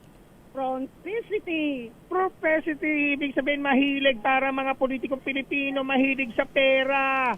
Propensity. Dahil dyan nakuha mo ang ating medium component na tigtate ng Astron, ang official radio set partner ng DZRH, alagang Astron, alagang maaasahan. At syempre meron ka rin tatanggaping grocery mula naman sa ACS at sa DZRH. At syempre, ang pinakamalaki, pinakabago, pinakamabango, ang Pride with Fabric Conditioner Progressor Bloom Detergent Powder with stain away formula, 2 kilo kahit gano'ng karaming labahan. Ubus yan. And speaking of labahan, lalabahan mo gamit ang Pride, ang pinakabagong DZRH t-shirt na minamodelo na kapitbahay niyong may pinakamalalim na dimple. Thank you very much, sir. Why, isa pa yan, Nay. Nako, maraming salamat din, Nanay. At syempre sa mga nais manalo ng 1,000 pesos, laging tumutok sa DZRH. Baka na sa dating winner sa DZRH, Malacash promo kasama ang Pride Detergent. Aris number 6, Sherwin Bata Alfaro, DZRH. Una sa Pilipinas, una sa Pilipino. Tutok lang! Tutok na sa DZRH Radio, DZRH Facebook, DZRH YouTube, at DZRH TV. Baka ikaw na ang susunod na winner sa DZRH Malacash Promo! Maganda umaga, Pilipinas! Ang isa ho sa mga programa ng Department of Agriculture para matulungan ang ating mga magsasaka at matulungan din ang pagbaba ng presyo ng mga bilihin, toll-free, lahat ho ng mga sasakyan na magbibiyahe ng mga agri-products. Ang tanong ng iba, teka muna, paano ko halimbawa kami na umupa lang ng jeep, umupa lang ng truck, paano kami makakalibre? Ayan, yan ang ipapaliwanag sa atin ni Undersecretary Ari Perez. Yusek, good morning. Kumusta na po kayo? Thank you for joining us. Good morning, Sir Angelo. Ayan, oo. Maayos naman ho tayo. Oo, and welcome back sa gobyerno. Okay, so isubukan na kaagad namin sa problema. Paano natin malalaman na yung truck na yon ay obviously yung iba may kargang baboy halimbawa, Pero yung mga cold storage, ang tawag dito, refrigerated van pala. Paano natin malalaman na yun naglalaman ng agri-products? At anong ibibigay nila, Yusek? Sir Angelo, yung ating mga trucks na mga cargos nila ay mga agricultural products kilala ng ating mga regional field offices yan. Kasi tumatawid yan from province to province. Oo. Meron din ho kaming parang tinatawag na parang yung audit unit na kung saan alam nila na itong mga trucks na to talagang tunay na nagtatransport ng mga agricultural products. Ngayon ho, para makapag-enroll itong mga ating transporters para sa programa ho natin ng free toll, kailangan lang ho nilang magpa-accredit sa amin at makakuha ng DA Accreditation Certificate. At yun ang isang requirement. Tapos pangalawa, kailangan hong may RFID sa ating mga tollway operators kasi para mabilis ang pagdaan nila sa ating mga tollways, kailangan may RFID. So yung dalawang requirement lang ho yun ang kailangan nilang magkaroon. Yung DA certificate, isubmit lamang ho ng ating mga trackers sa kanilang nearest tollway service centers. Oo. Paano yung halimbawa, yun nga po, Yusek, hindi sila rehistrado as kasama doon sa organization yata natin. Meron kayong registry for agriculture workers yata or basta yung nasa supply chain natin. Yun nakarehistro. Pero paano yung halimbawa, nirerentahan lang yung truck, pero obvious naman na merong kargang mga gulay, halimbawa ng binggit. Paano yun? Punta lang sila sa DA office? Dadaan sila doon sila magparehistro? Kailangan lang ho nilang may pinoproseso ho kaagad yan. Kasi ang requirement naman ho ng ating Agri Free Toll Assistance Program, kailangan lang parang nag-apply ka lang din ng RFID. Sinimplihan ho namin kasi itong programa na to, yung food lane project na nung pandemic pa, na inactivate lang natin, na in-expand. Dati kasi rebates lang yan, discounts. Ngayon, 100% free na ho yung toll. So ngayon, ang kailangan lang nila dyan is mag-submit ng ORCR, yung kanilang business permit. Yung business permit ho, doon malalaman na talagang sila nagtatransport. Tapos picture ng truck, papakita lang ho nila at picture na may-ari ng truck. Okay. Ngayon, para naman sa mga nangungupahan Sir Angelo, kailangan lang ho nila makipagpulong sa aming mga regional field offices. Lahat naman ho yan, entitled din. Okay. Round trip to pati yung pabalik kasi baka mamaya wala nang karga. Wala ka nang dargang gulay, hindi ka na exempted. So round trip yan, Yusek? Round trip po. Trip po ito. Kasi parang gusto na ho nating tulong yan Kasi hindi mo naman makokontrol yan na pagka may dalang pababa, halimbawa galing sa Baguio, pupunta ng mga expressways natin. pagbalik, minsan wala naman hong karga talaga yan. Oo. Oo, bibihira yung merong backload. Basta nasa programa ho natin yan, pagdaan, automatic, free na ho yung toll nila. Ayan. So, At may ino-audit naman ho yan kasi, Sir Angelo, malalaman din natin eventually kung ilan na yung naging pabalik-balik, ilan ang naging karga nila. Ayan, okay. Uy, Yusek, sabi nga nila, maganda to, libre na yung toll. Yung iba kasi pagdaan ng checkpoint, pinaparo pa rin. Yun ba na, pero bagay, hindi naman lahat na ngayon. Sa Mindanao, alam namin yung mga checkpoint, hindi na voluntaryo, kung gusto nilang magbigay, okay lang. Pero yung sa pilitan, wala na. Dito ba sa mga lanes na dadaanan nila, okay na? Okay na ho yan kasi medyo sa totoo lang ho, dahil sa crisis ngayon, yung ating Pangulo binili na kailangan mabilis ang daloy ng mga pagkain sa pagtawid from the farms to the markets. Niluwagan ho, medyo parang nabawasan ho ng paghuhuli. Okay. Pero kung kolorum, huwag naman, di ba? Kung talaga Hindi ho pwede yun. Ibang usapan yun. Pwede yun. Okay. Oo. Yusek, ito ay para dan sa toll. At hanggang kailan to? Hanggang katapusan lang ng buwan? Hindi, 1-month program yan. April 20 ho tayo nag-umpisa nung Lunes. Magtatapos ho yan ng May 20. May 20. Pero extendable. Extendable kung sinasabi. Sana nga po. Depende ho kasi sa crisis. May extend ho yan para makatulong yan sa ating mga farmers, sa ating mga agriculture industry. Pero alam nyo kasi mahirap din tong sitwasyon na to dahil hindi ito gagastos ng gobyerno kasi lilibre ito ng private sector. Wala ho tayong pondo dyan na mga gagastos. Kundi private sector ho ang talagang mababawasan ng kita. Oo. So ano ito? Dinadaan ho ninyo sa pakiusapan? Ganun na nga ho. Parang naging whole of nation approach na yan. Pakiusap ng ating Pangulo sa ating private sector na kanilang tinugunan naman, Sir Angelo. And this is nationwide, ha? Pati yung mga toll sa Cebu. Kasama ho, basta may toll ho. Okay. Very good. Congratulations, Yusek. Okay, para yun dun sa sa toll, ano pang ibang mga incentives ang binabalak pang ilatag ng DA para sa ating mga magsasaka? Lalong-lalo na sa transport sector. Sa transport sector, na po yan, nakipagtulungan din po kami sa ating, lalong na sa DOTR kasi sea and land, yung ating mga maraming tumatawid din ho kasi from island to island.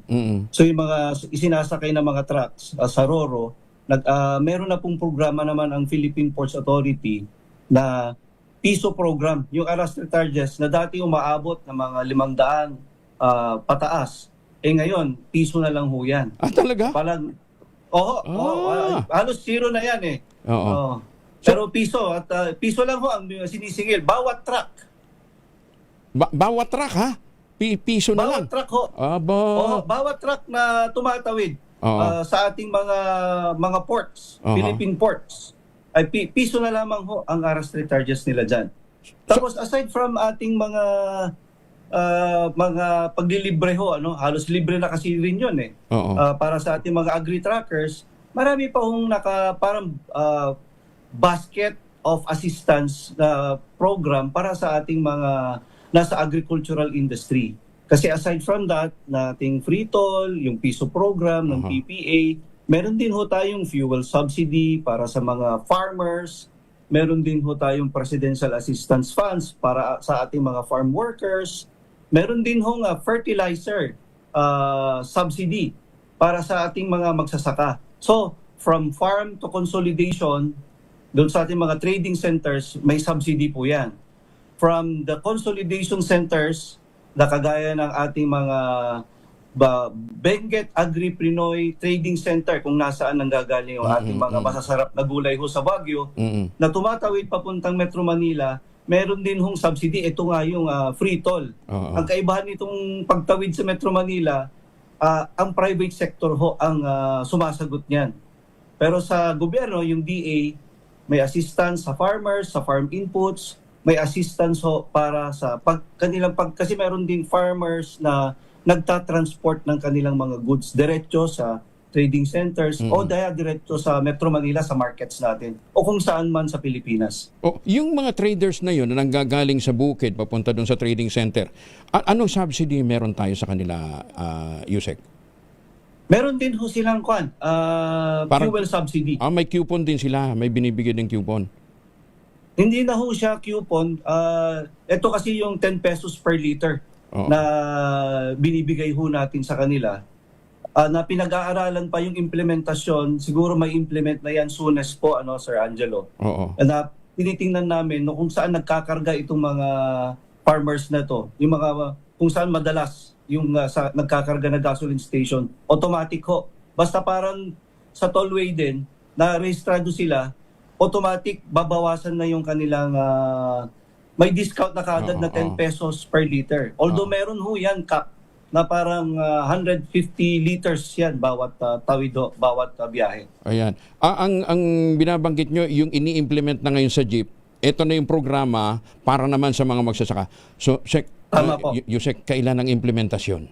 Alam mo naman, siyempre, yung mga kababayan natin nag-aabang ng good news.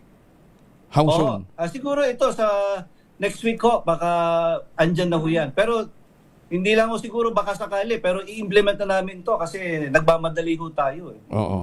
Ay, babalikan mo kami pagka mag-i-implement na, Yusek, ha? Para maiparating natin. Sige, Sir Angelo, kayong unang makakaalam niyan. Oo, lalong-lalo na kababayan natin sa norte dahil doon ang tindi ng taas ng dahil siyempre yung transport cost ng ng gasolina hataw to the max, di ba? Kaya pahirapan talagang ang taas ng presyo doon sa sa mga probinsya, lalong-lalo na sa bandang norte. Kaya inaabangan nila itong mga subsidy na ito. In the meantime, Yusek, again, congratulations. Welcome back to the government. Kauupo mo lang, sinalang ka na kagad sa sakit ng ulo. But thank you for joining us. Magandang umaga po. Salamat. Salamat po, Sir Angelo, at sa lahat ng inyong tagapakinig at mga manonood ng mga DZRH. Okay, ingat po, ingat. Maraming salamat. Salamat din po, Sir Angelo. Si Undersecretary Ari Perez ng Department of Agriculture.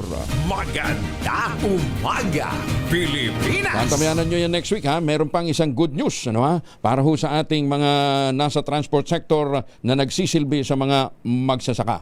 23 na makalipas ang 5 ng umaga.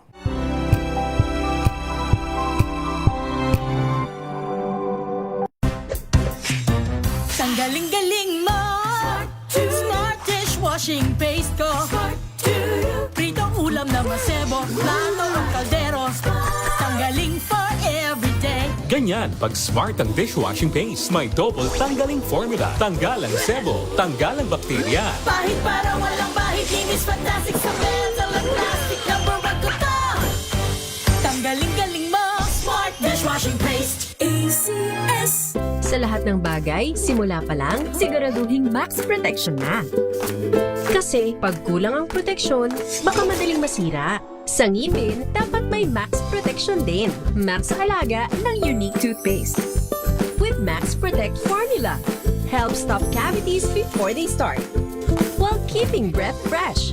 Try Unique Maximum Fluoride Protection. Para max alaga, max protektado. ACS. Wow, ang saya. Isang barangay na labada, puro mancha pa. Goodbye, pahinga. Mommy, isang laba lang yan sa Pride Bar Blue. May powerful stain-away enzymes na malupit sa dumit mancha. At di masakit sa kamay. Isang laba lang yan. Hello, pahinga. Hello, Pride Bar Blue. ACS.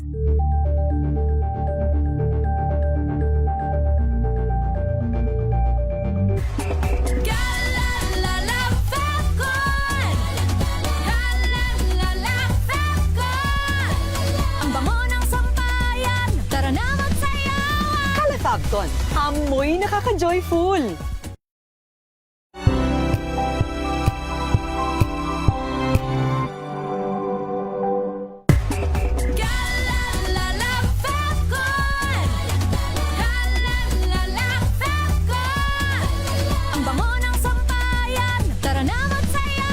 Calefacton, amoy nakaka-joyful. Tinesting, sinuri, siniyasan. Ang resulta, Super effective ang Shield sa pagpatay ng bakterya at virus. Shield Antibacterial Soap. Believe ang mga eksperto sa Philippine Nurses Association. At si Mami, Tiwala ako sa Shield. Shield Antibacterial Soap. Napatunayang mabisa. Ang mga nurse, tiwala. ACS.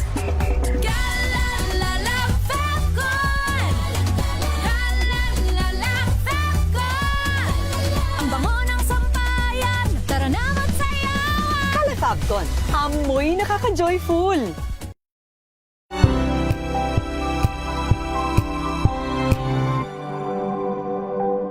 Abangan this Saturday. Hi, this is James Reed and you're watching Scene Zone. Kilig vibes with Mr. Randomantic. Yes, I can say I'm living that Randomantic life. Ginawa ko na yun. Yes. I think maybe twice or 3 times. Ilang kita sa final edit of the music video, but there was a lot of fans passing. Troll pa lang Pwede naman. rin naman sa real life. Yes. I wouldn't mind.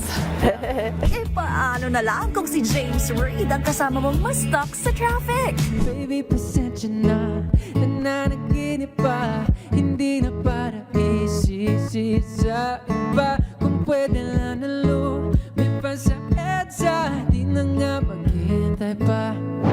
Alas 12 ng tanghali, dito lang sa DZRH TV.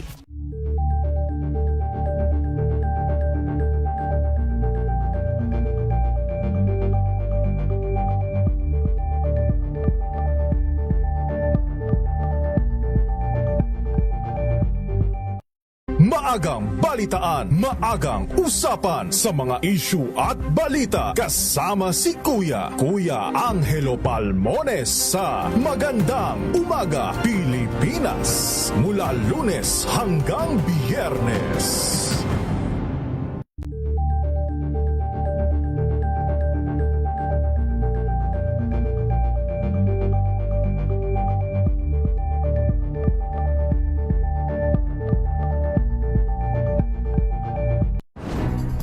Good vibes ang hanap mo? Dito ka na sa sigurado! Mula sa mga istoryang nagbibigay ng inspirasyon hanggang sa mga kwentong may dalang solusyon. Mga balitang pampagaan ang pakiramdam at papaganda ng araw. Hindi lang ba sa good news, kundi the better news. Mula Lunes hanggang Biyernes, 1:00 ng tanghali sa DZRH TV.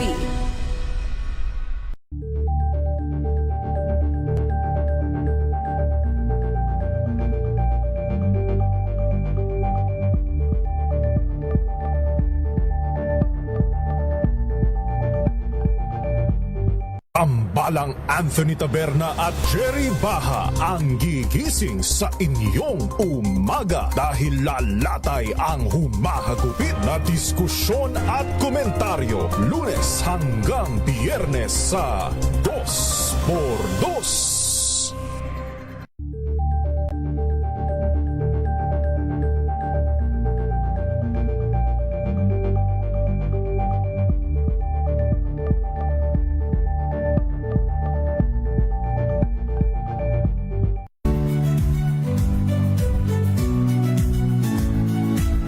Magandang araw mga kaibigan. Ito po ang inyong balerina ng bayan, si Lisa Makuha Elizalde, na nag-aanyaya sa inyong samahan kami at ang aming mga espesyal na panauhin para sa kalahating oras ng masayang kwentuhan sa aming programang Art to Art, kung saan ang usapang sining at kultura ay para sa lahat. Huwag kaliligtaan, tuwing linggo, 3:30 ng hapon, dito lamang sa DZRH Radio, DZRH TV, at via online streaming. Tayo ngayon magbaon ng proteksyon laban sa mikrobyo. May 2 formulation ng family alcohol na pwede nating pagpilian. Yung family 70% isopropyl alcohol, especially prepared for clinics, hospital, pharmacies, laboratories, pero okay na okay din po yan sa mga households. Very effective sa disinfection at sterilization.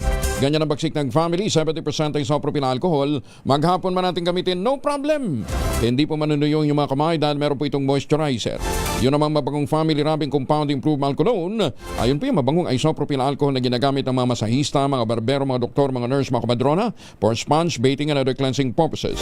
Family wrapping alcohol para DCRH buk na sa mahabang panahon. Mabibili sa namang butik at convenience stores nationwide. Family wrapping alcohol, hindi lang pampamilya, pang sports pa.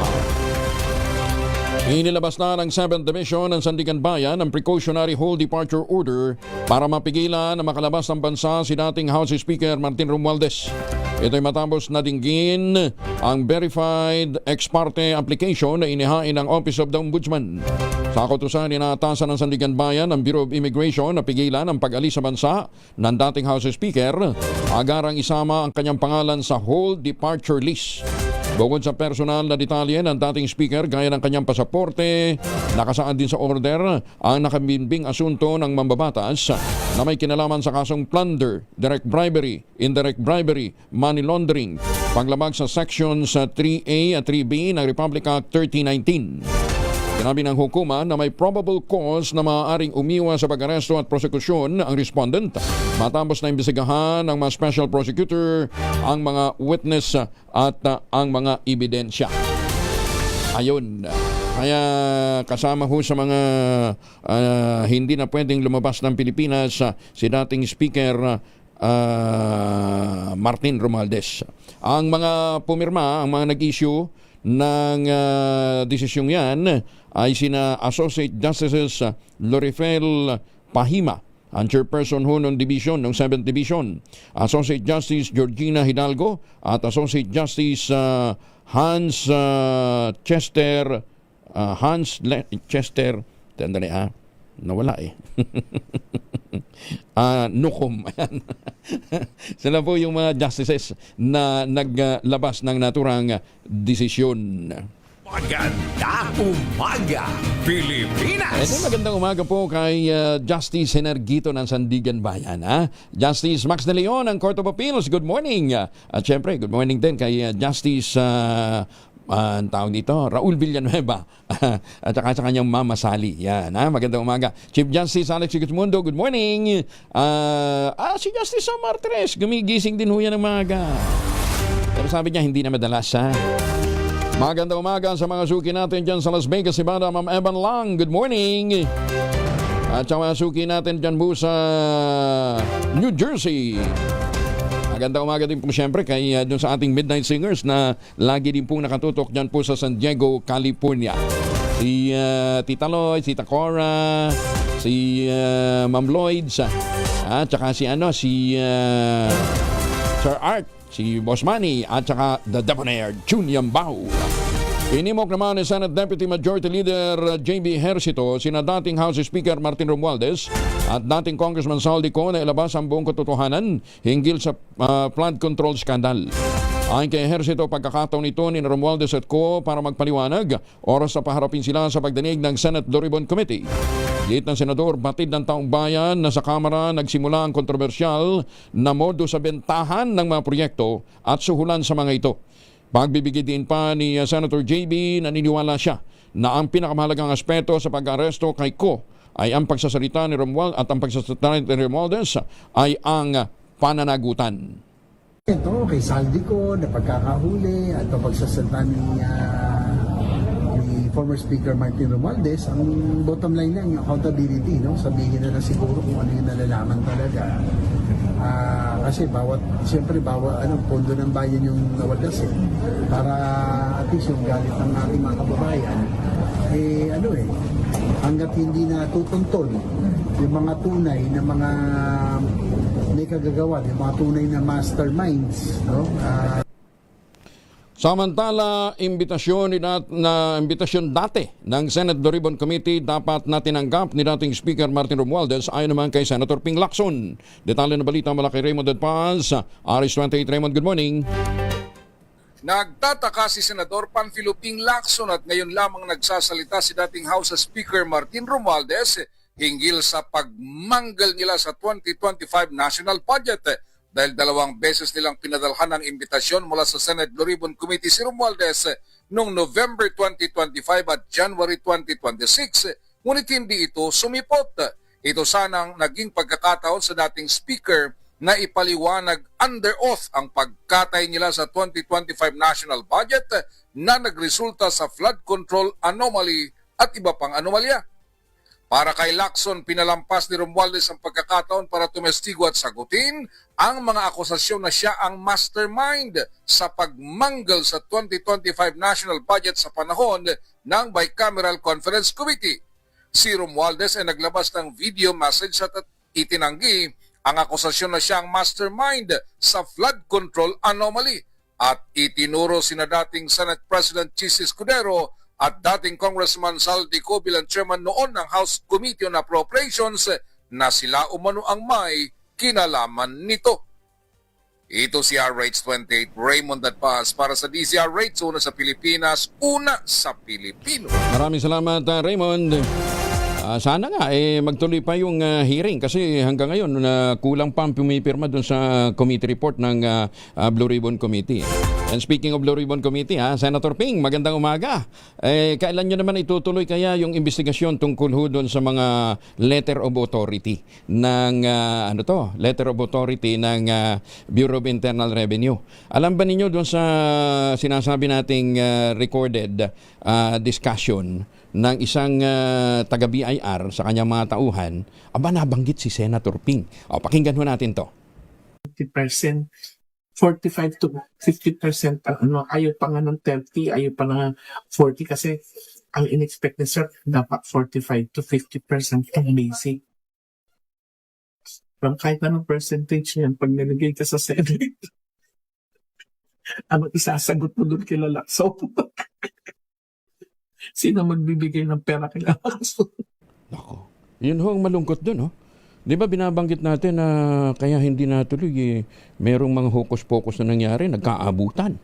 Ito, binabanggit doon sa pangungumbinsi ng isang taga BIR sa kanyang mga tauhan na ituloy yung nakansila ng letter of authority. Nako, sakit nun, ha. Sen, hindi ako naniniwala ron, ha. Kaya lang, ipinangangalanda ka nitong mga mokong na ito na nagkalagayan kaya hindi nagpatuloy yung investigasyon. Lino. Paano natin sasagutin yan? Anong ibibigay natin sa kay Lacson? Bugoy ka, ha, kung sino ka man, ha. Alam mo ninyo, hindi ho lahat ng mga taga-BIR kinukonsinte itong ganitong klase ho ng kalokohan. Ito yung LOA, yung Letter of Authority, na ginamit ho para makotongan yung pong mga negosyante. Ang bagong utos sa kanila. Kinansila na ho yan ni Commissioner Mendoza. Kinansila na. Kasi nga, nabalot ho ng kontrobersiya. Inimbestigahan ho ng Senate Blue Ribbon Committee. Ayan, ha. Kinansila na. Pero, may ilan na gusto pang ipagpatuloy. Ay, in fact, nangyayari sa ground. Di ba? Sabi nga, humanap kayo ng makakausap ng mga accountant, tsaka yung willing mag-settle. Anong willing mag-settle? Kinansila na nga yan. Di ba? Ayan. Yun hong bagong development ngayon. Paano daw nila ididepensa yan? Kay Lacson. Maganda umaga, Pilipinas! Talagang ang isda nahuhuli sa bunganga. Ha? Kaya sabi nila, kaya pala biglang nanahimik. Ha? Hindi ako naniniwala. Baka tinatiming lang yan ng Senate Blue Ribbon Committee at magre-resume ang investigasyon. Simple na naman ho ang gagawin dito. Ipa-account ang lahat ng mga LOA, yung mga Letter of Authority o LA. Pang-public documents naman ho yan. Hindi naman protektado yan ng bank secrecy law. Di ba? Mga public documents ho yan. At doon malaman sino ang pumirma. Kasi bawat LOA dapat merong termination report. Tapos may pirma yan. Sinong pumirma, sino nag-authorize na i-terminate na investigasyon, at yung payment form 0605. Yan. Sino ang pumirma sa termination report at pumirma sa payment form 0605. Doon magkakaalaman kung sino ang mga nagkaroon ng mansyon, pinambili ng mga resort. Maganda umaga, Pilipinas! Happy birthday kay Boss Leo Quizon at saka kay Boss Leo Boss Leo Quizon at Georgie Segovia, mga poging membro yan ng Class Mapitagan ng PMA. Magandang umaga, Pilipinas! Tanaulaya PDL Art Exhibit pinuksan sa Makati. Mga ano daw ito? Obra na likha ng mga persons deprived of liberty. Detalye na balita mula kay Boy Gonzalez, RH29. Boy, good morning. Kuyang Angel, binuksan sa Gallery Samsung Performing Artist Theater sa Circuit Makati ang second National Person Deprived of Liberty o PDL Art Exhibition. Natanaw-laya tampok ang mga likhang sining ng mga PDL mula sa iba't ibang bahagi ng bansa.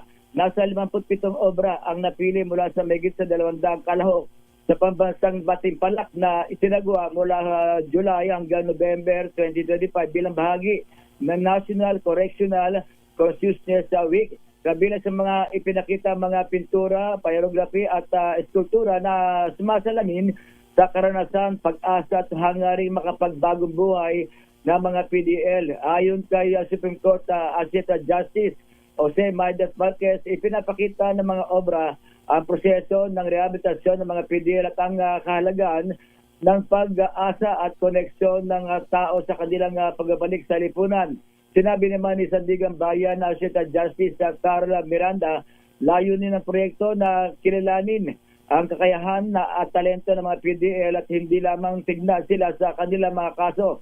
Sa patimpalak na guwagi sa painting category ang strength in faith and knowledge mula sa Bohol District Jail. Sa pyrography, nanguna ang Journey of Light ng San Ramon Prison and Penner Farm, habang sculpture category naman ang Luksong Baka ng Leyte Regional Prison. Tatagal ang exhibit hanggang Mayo 8, 2026 at ito ibukas sa publiko. Ito si Boy Gonzalez para sa Lisa Arizona sa Pilipinas, una sa Pilipino. Maraming salamat, Boy.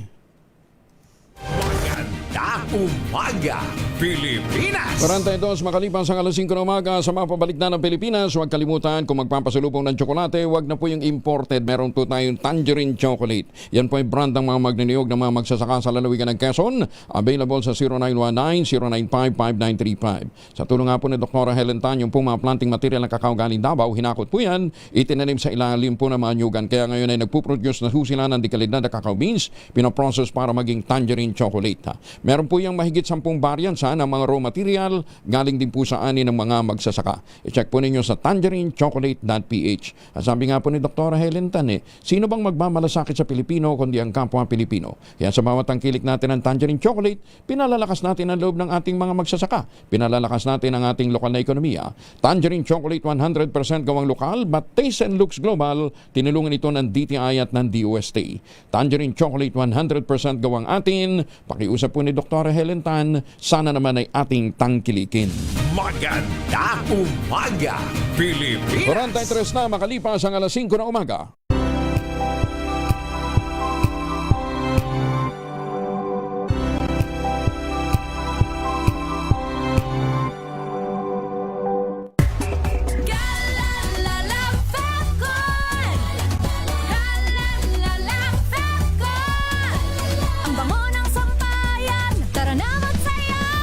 Fabcon, amoy nakaka-joyful!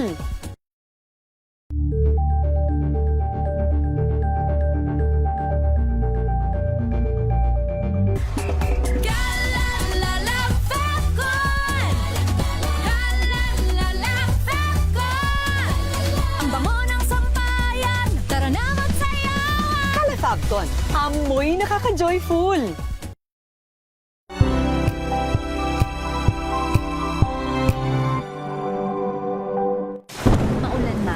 No worries, na amoy kulong ang damit. Charm Fabcon, bangong kumakabloom, tanggal amoy kulong sa bango ng Charm. Kaya gamit ko, Charm Fabcon with Bloom Fresh technology. Kills 99.9% of kulob-causing bacteria. May aroma burst pa of thousands of flowers and berries. Ang sampay sa loob, no amoy kulob. Bangong kumakabloom sa Charm. Charm Fabcon. ACS.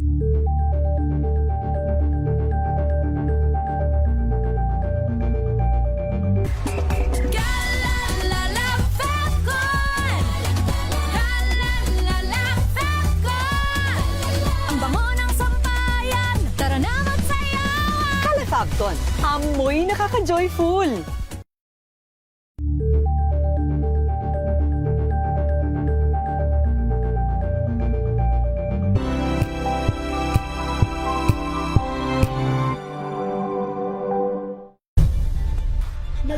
Mula sa pangarap hanggang sa maabot ang tagumpay. Iba't ibang kwento, iba't ibang mukha ng atletang Pilipino. Mas pinatindi, mas pinalakas, at mas pinaaksyon sa Match Point tuwing Sabado, 12:30 ng tanghali sa DZRH TV.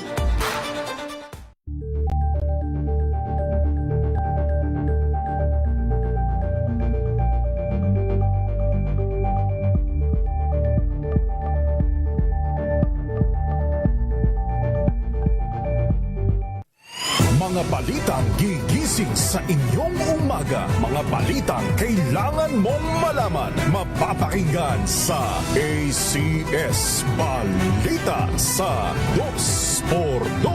Kasama sina Anthony Taberna at Jerry Baha. Lunes hanggang Biyernes.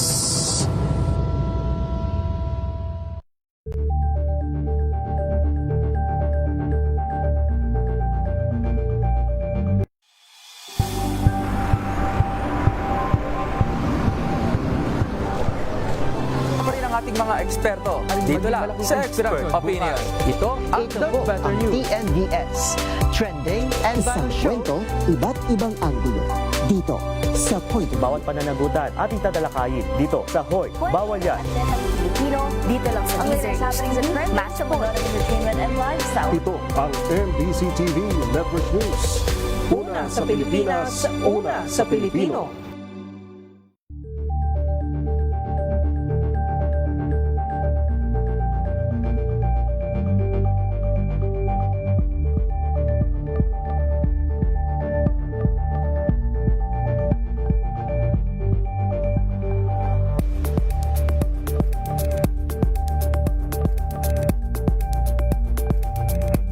We've got you covered. From the hottest hits, exclusive interviews,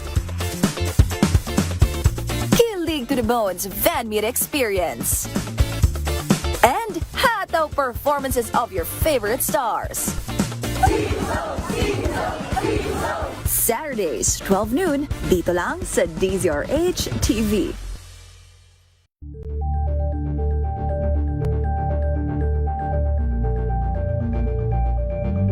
Bunsod ng naitalang 17 individual na ang kanilang naaresto. Metro Manila Development Authority o MMDA ang No Contact Apprehension Policy o NCAP sa Metro Manila. Sa ang ilang mga dokumento ay peke. Hindi rin legal ang employment na ipinangako sa kanila. Sa mata ng batas, mananagot ang sangkot at may sala. Dahil sa bawat paglabag, may karampatang parusa. Alamin ang mga pananagutan sa likod ng mga bawal. Dito sa Hoy, Bawal Yan, tuwing Sabado, alas 11:30 ng umaga. Dito lang sa DZRH TV.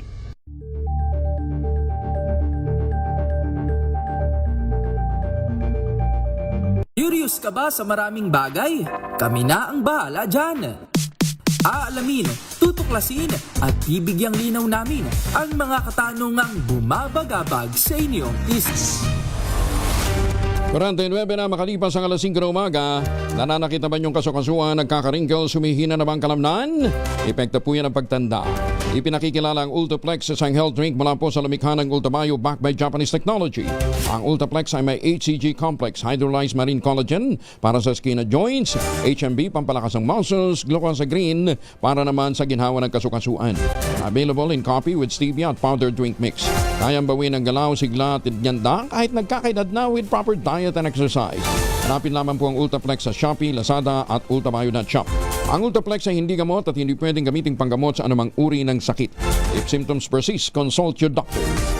Kinumpirma ng Anti-Money Laundering Council na tumugma o kahalintulad ang record sa kanilang database ng 18 transaksyong binanggit ni dating Senador Antonio Trillanes Report sa kanyang affidavit laban sa mga Duterte. Ayon kay AMLAC Executive Director Ronel Benaventura, lahat ng 18 sa 18 transaksyon mula sa affidavit ni Trillanes ay napatunayang may katulad na entry sa ulat ng AMLAC. Kabilang rito ang 3 transaksyong nakalista sa mga sinasabing payout mula sa negosyanteng si Sammy Uy na iniuugnay sa mga alegasyon ng illegal na droga. Ang pahayag ay ginawa sa gitna ng pagdinig ng House Committee on Justice kaugnay ng impeachment proceedings laban kay BP Inday Sara. Gayunman, nilinaw ng AMLAC na ang kanilang kumpirmasyon ay hanggang sa antas lamang na may kahalintulad na transaksyon sa kanilang record. At nangangahulugang otomatikong hindi ito patunay ng isang illegal na gawain. Samantala, aabot naman sa 6.7 billion ang kabuang halaga ng kahinahinalang bank transaction ni BP Inday Sara at ng kanyang mister na si Manasseh Carpio. Ito ang inilahad ng Anti-Money Laundering Council sa pagharap ng kanilang Executive Director na si Ronel Benaventura sa impeachment hearing sa Kamara. Ayon kay Benaventura, batay sa records, nasa 3.5 billion ng naturang halaga ang para kay BP Inday Sara, habang 2.9 million naman ang naiugnay sa kanyang asawa. Nang tanungin ni Congresswoman Gerbil Luistro kung accurate ang mga nasabing numero, positibo ang naging sagot ng Executive Director ng AMLAC.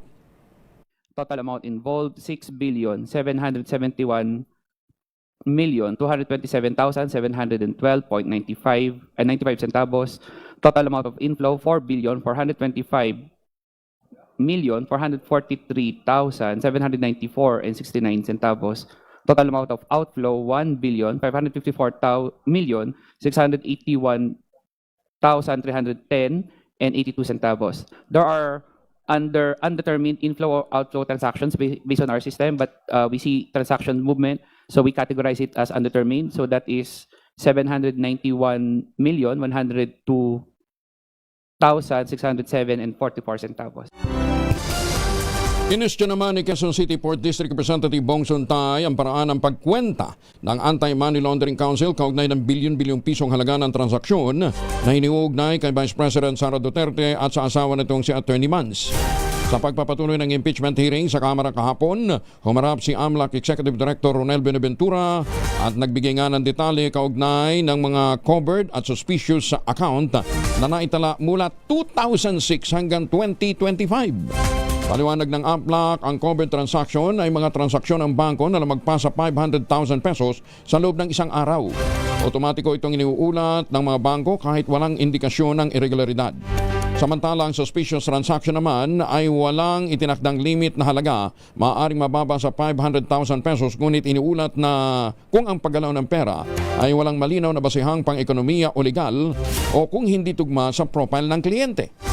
Sa ulat ng AMLAC, narito naman ang breakdown ng transaksyong na red flag.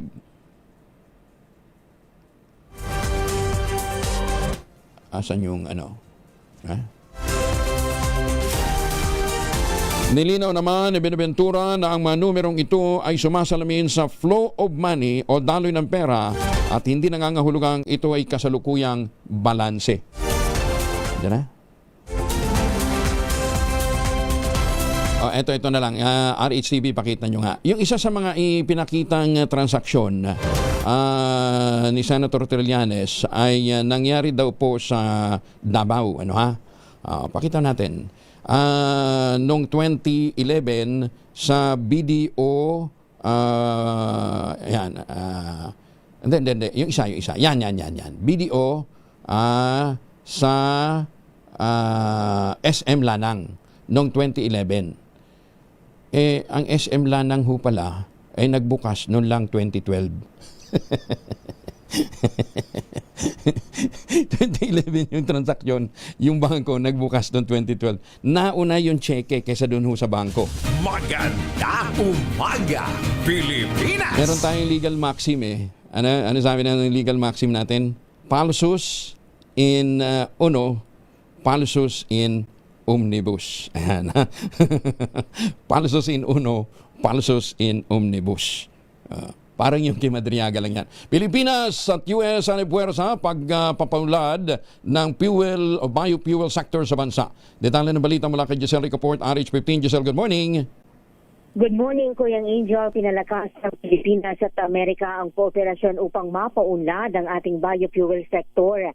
Sa panguna ni Undersecretary Alessandro Sales, Nakipagpulong ang Department of Energy sa US Green Council para sa pinalakas na ugnayan. Tinalakay sa pulong ang patuloy na suporta ng USGBC sa pamamagitan ng Technical Assistance at Capacity Building Initiative.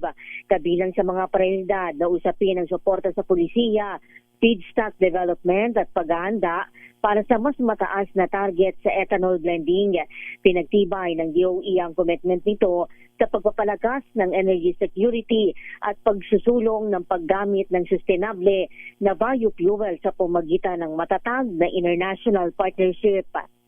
Ito si Giselle Ricoport para sa DZRH una sa Pilipinas, una sa Pilipino. Salamat, Giselle. Maganda umaga, Pilipinas. 4 na minuto na lamang, ACS na ng umaga.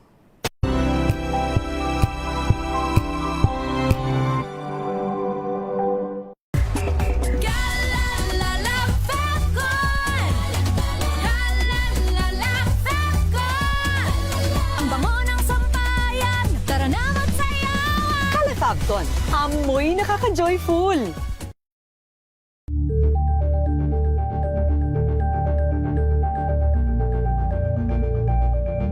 Hello, Washi! Laundry day na naman! Yay! Anong meron? Mancha ng chocolate, putik, may libag pa! Kaya natin yan! With Pride Washing Machine Detergent, may triple stain-away formula.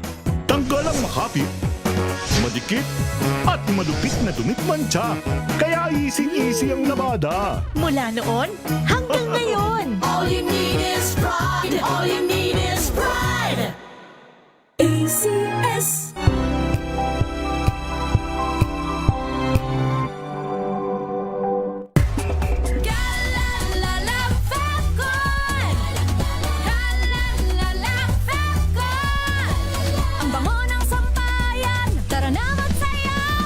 Fabcon, amoy nakaka-joyful.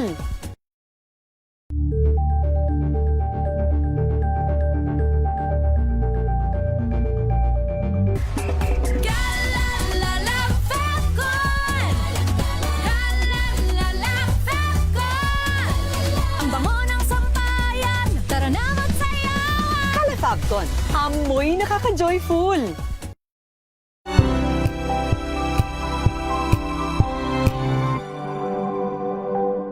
Abangan this Saturday. Hi, this is James Reed and you're watching Scene Zone. Kilig vibes with Mr. Randomantic. Yes, I can say I'm living that Randomantic life. Ginawa ko na yun. Yes. I think maybe twice or 3 times. Ilang kita sa final edit of the music video, but there was a lot of fans passing. Troll pa lang Pwede naman. rin naman sa real life. Yes. I wouldn't mind. E paano na lang kung si James Reid ang kasama mo mas stuck sa traffic? Baby, pasensya na nananaginip pa. Hindi na para isisi sa iba. Kung pwede lang na lumipas sa EDSA, di na nga maghintay pa. Alas 12 ng tanghali, dito lang sa DZRH TV.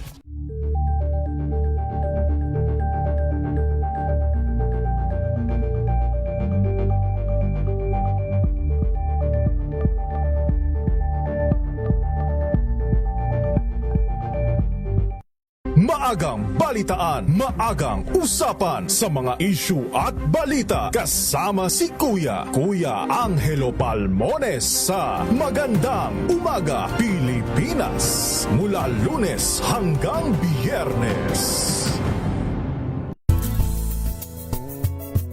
Number 1 na naman ang inyong DZRH sa latest survey ng Kantar Media.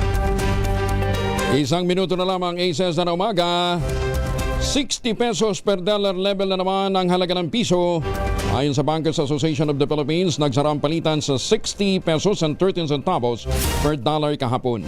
Mas mahina ito kaysa sa 59.93 na naitala nitong Martes, April 21. 2x2 sa ACS Balita, susunod na sa ilang saglit. Kuya Angel po si Angelo Palmones, nag-iiwan sa inyo na isang magandang umaga. Maraming salamat sa inyo walang sawang pagsubaybay, pakikinig at pagtitiwala.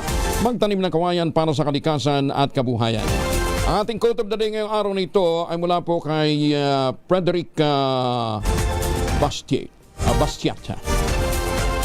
Isa pong French economist. Ang sabi niya, When plunder becomes a way of life for a group of men in a society, over a course of time, they create for themselves a legal system that authorizes and moral code that glorifies it.